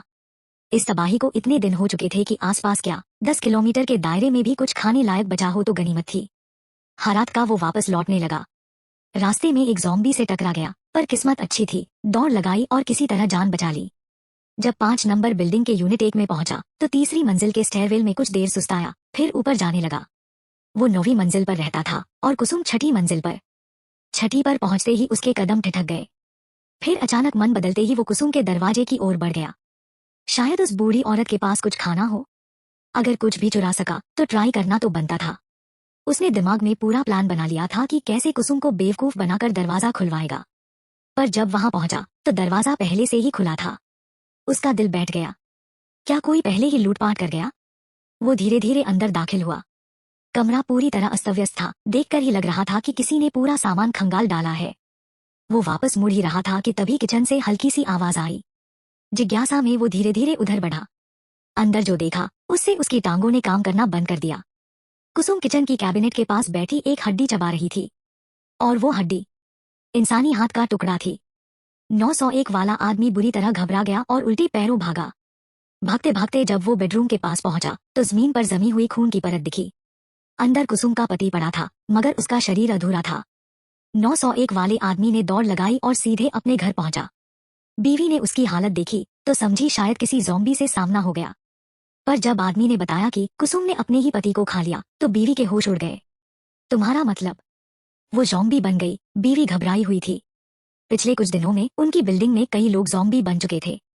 कुछ को उनके घरवालों ने तुरंत मार दिया था, कुछ को समय रहते नहीं मारा और फिर उन्होंने पूरे घर को ही काट खाया। फिर पूरी फैमिली ज़ॉम्बी बन गई। अभी कुछ दिन पहले ऊपर वाली फैमिली भी ज़ॉम्बी बन गई थी। वे बिल्डिंग के गलियारों में भटक रहे थे, पड़ोसियों के दरवाजे पीट रहे थे। पर फिर पता नहीं क्या हुआ, अचानक सब गायब हो गए। बीवी ने एक बार दरवाजे की झिरी से ज़ॉम्बी को झांक कर देखा था। उसकी शक्ल ही इतनी डरावनी थी कि रातों की नींद उड़ गई थी। पति अब भी सदमे में था। उसने गहरी सांस ली और कहा, नहीं, वो अभी भी इंसान ही है। उसकी आंखें नॉर्मल हैं। पति पत्नी ने एक दूसरे को देखा। एक ख्याल उनके मन में धीरे धीरे जगह बनाने लगा। आभा वेदांत का मुकाबला नहीं कर सकती थी, बशर्ते वो रूल्स फॉलो करके लड़े। लेकिन जब उसने अपनी बिना किसी शर्म की लड़ाई की टेक्निक अपनाई तो वेदांत को गर्दन पर एक खरोंच लगी और उसे 2 कदम पीछे हटना पड़ा। आभा हांफते हुए वेदांत को घूरने लगी। तुम पीछे हटे, मतलब तुम हार मान रहे हो?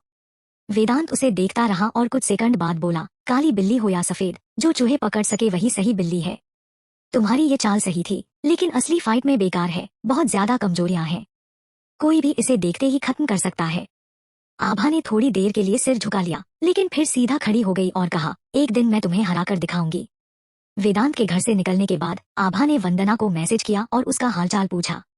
वंदना ने कहा कि सब कुछ ठीक है। फिर आभा ने वंदना से प्रतीक का व्हाट्सएप पर नंबर मांगा और उसे ऐड कर लिया। जब उसने रिक्वेस्ट एक्सेप्ट कर ली तो आभा ने मैसेज भेजा, 20 फ्लोर पर आ जाओ। प्रतीक ने ज्यादा सवाल नहीं किए, बस जल्दी से कपड़े पहने और 5 मिनट के अंदर पहुंच गया। आभा ने अपने कलेक्शन से कुछ अच्छे हथियार निकाले जो उसने पहले वेदांत के क्लब से उठाए थे। अब जब उसने इन फैमिलीज को अपनी विंग के नीचे ले लिया था तो उनकी लड़ाई की ताकत बढ़ानी ही थी। ये उसकी पहली टीम थी, इसे अच्छे से ट्रेन करना था। प्रतीक ने उन हथियारों को देखा और उसका चेहरा हैरानी और एक्साइटमेंट के मिक्स इमोशन से भर गया। ये हमारे लिए है। आभा ने सिर हिलाया। उस रात तुम लोगों ने अच्छा परफॉर्म किया। आगे से अगर किसी भी घर पर अटैक हो तो तुम सबको एक दूसरे की हेल्प करनी होगी। दुश्मनों की गिनती अब सिर्फ बढ़ेगी, तो हमेशा तैयार रहना। प्रतीक ने जोश में सिर हिलाया। टेंशन मत लो, मैं संभाल लूंगा। इन हथियारों के साथ मैं अकेला 5 लोगों को धूल चटा सकता हूँ। प्रतीक की बात में थोड़ा ओवर कॉन्फिडेंस था, लेकिन उसका जज्बा देखकर आभा खुश थी। तुम जाओ और सबको चीजें डिस्ट्रीब्यूट कर दो। अगर कभी कोई तगड़ा दुश्मन मिले तो मुझे मैसेज करना। समझ गया?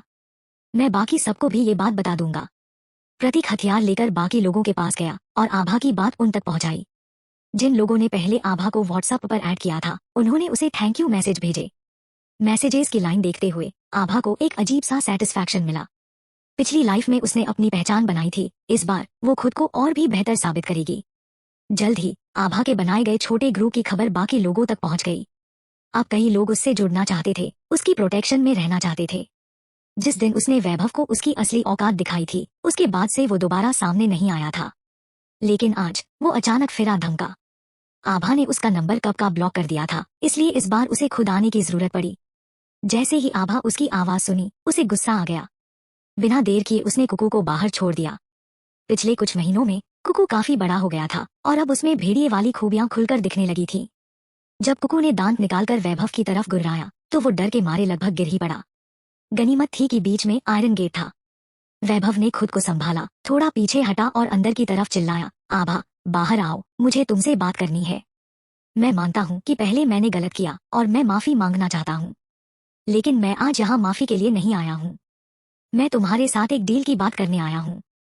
आभा को उसकी बकवास सुनने का बिल्कुल भी मन नहीं था। उसने बाहर खड़े कुकू को आवाज लगाई, कुकू, छलांग लगाकर काट लो इसे।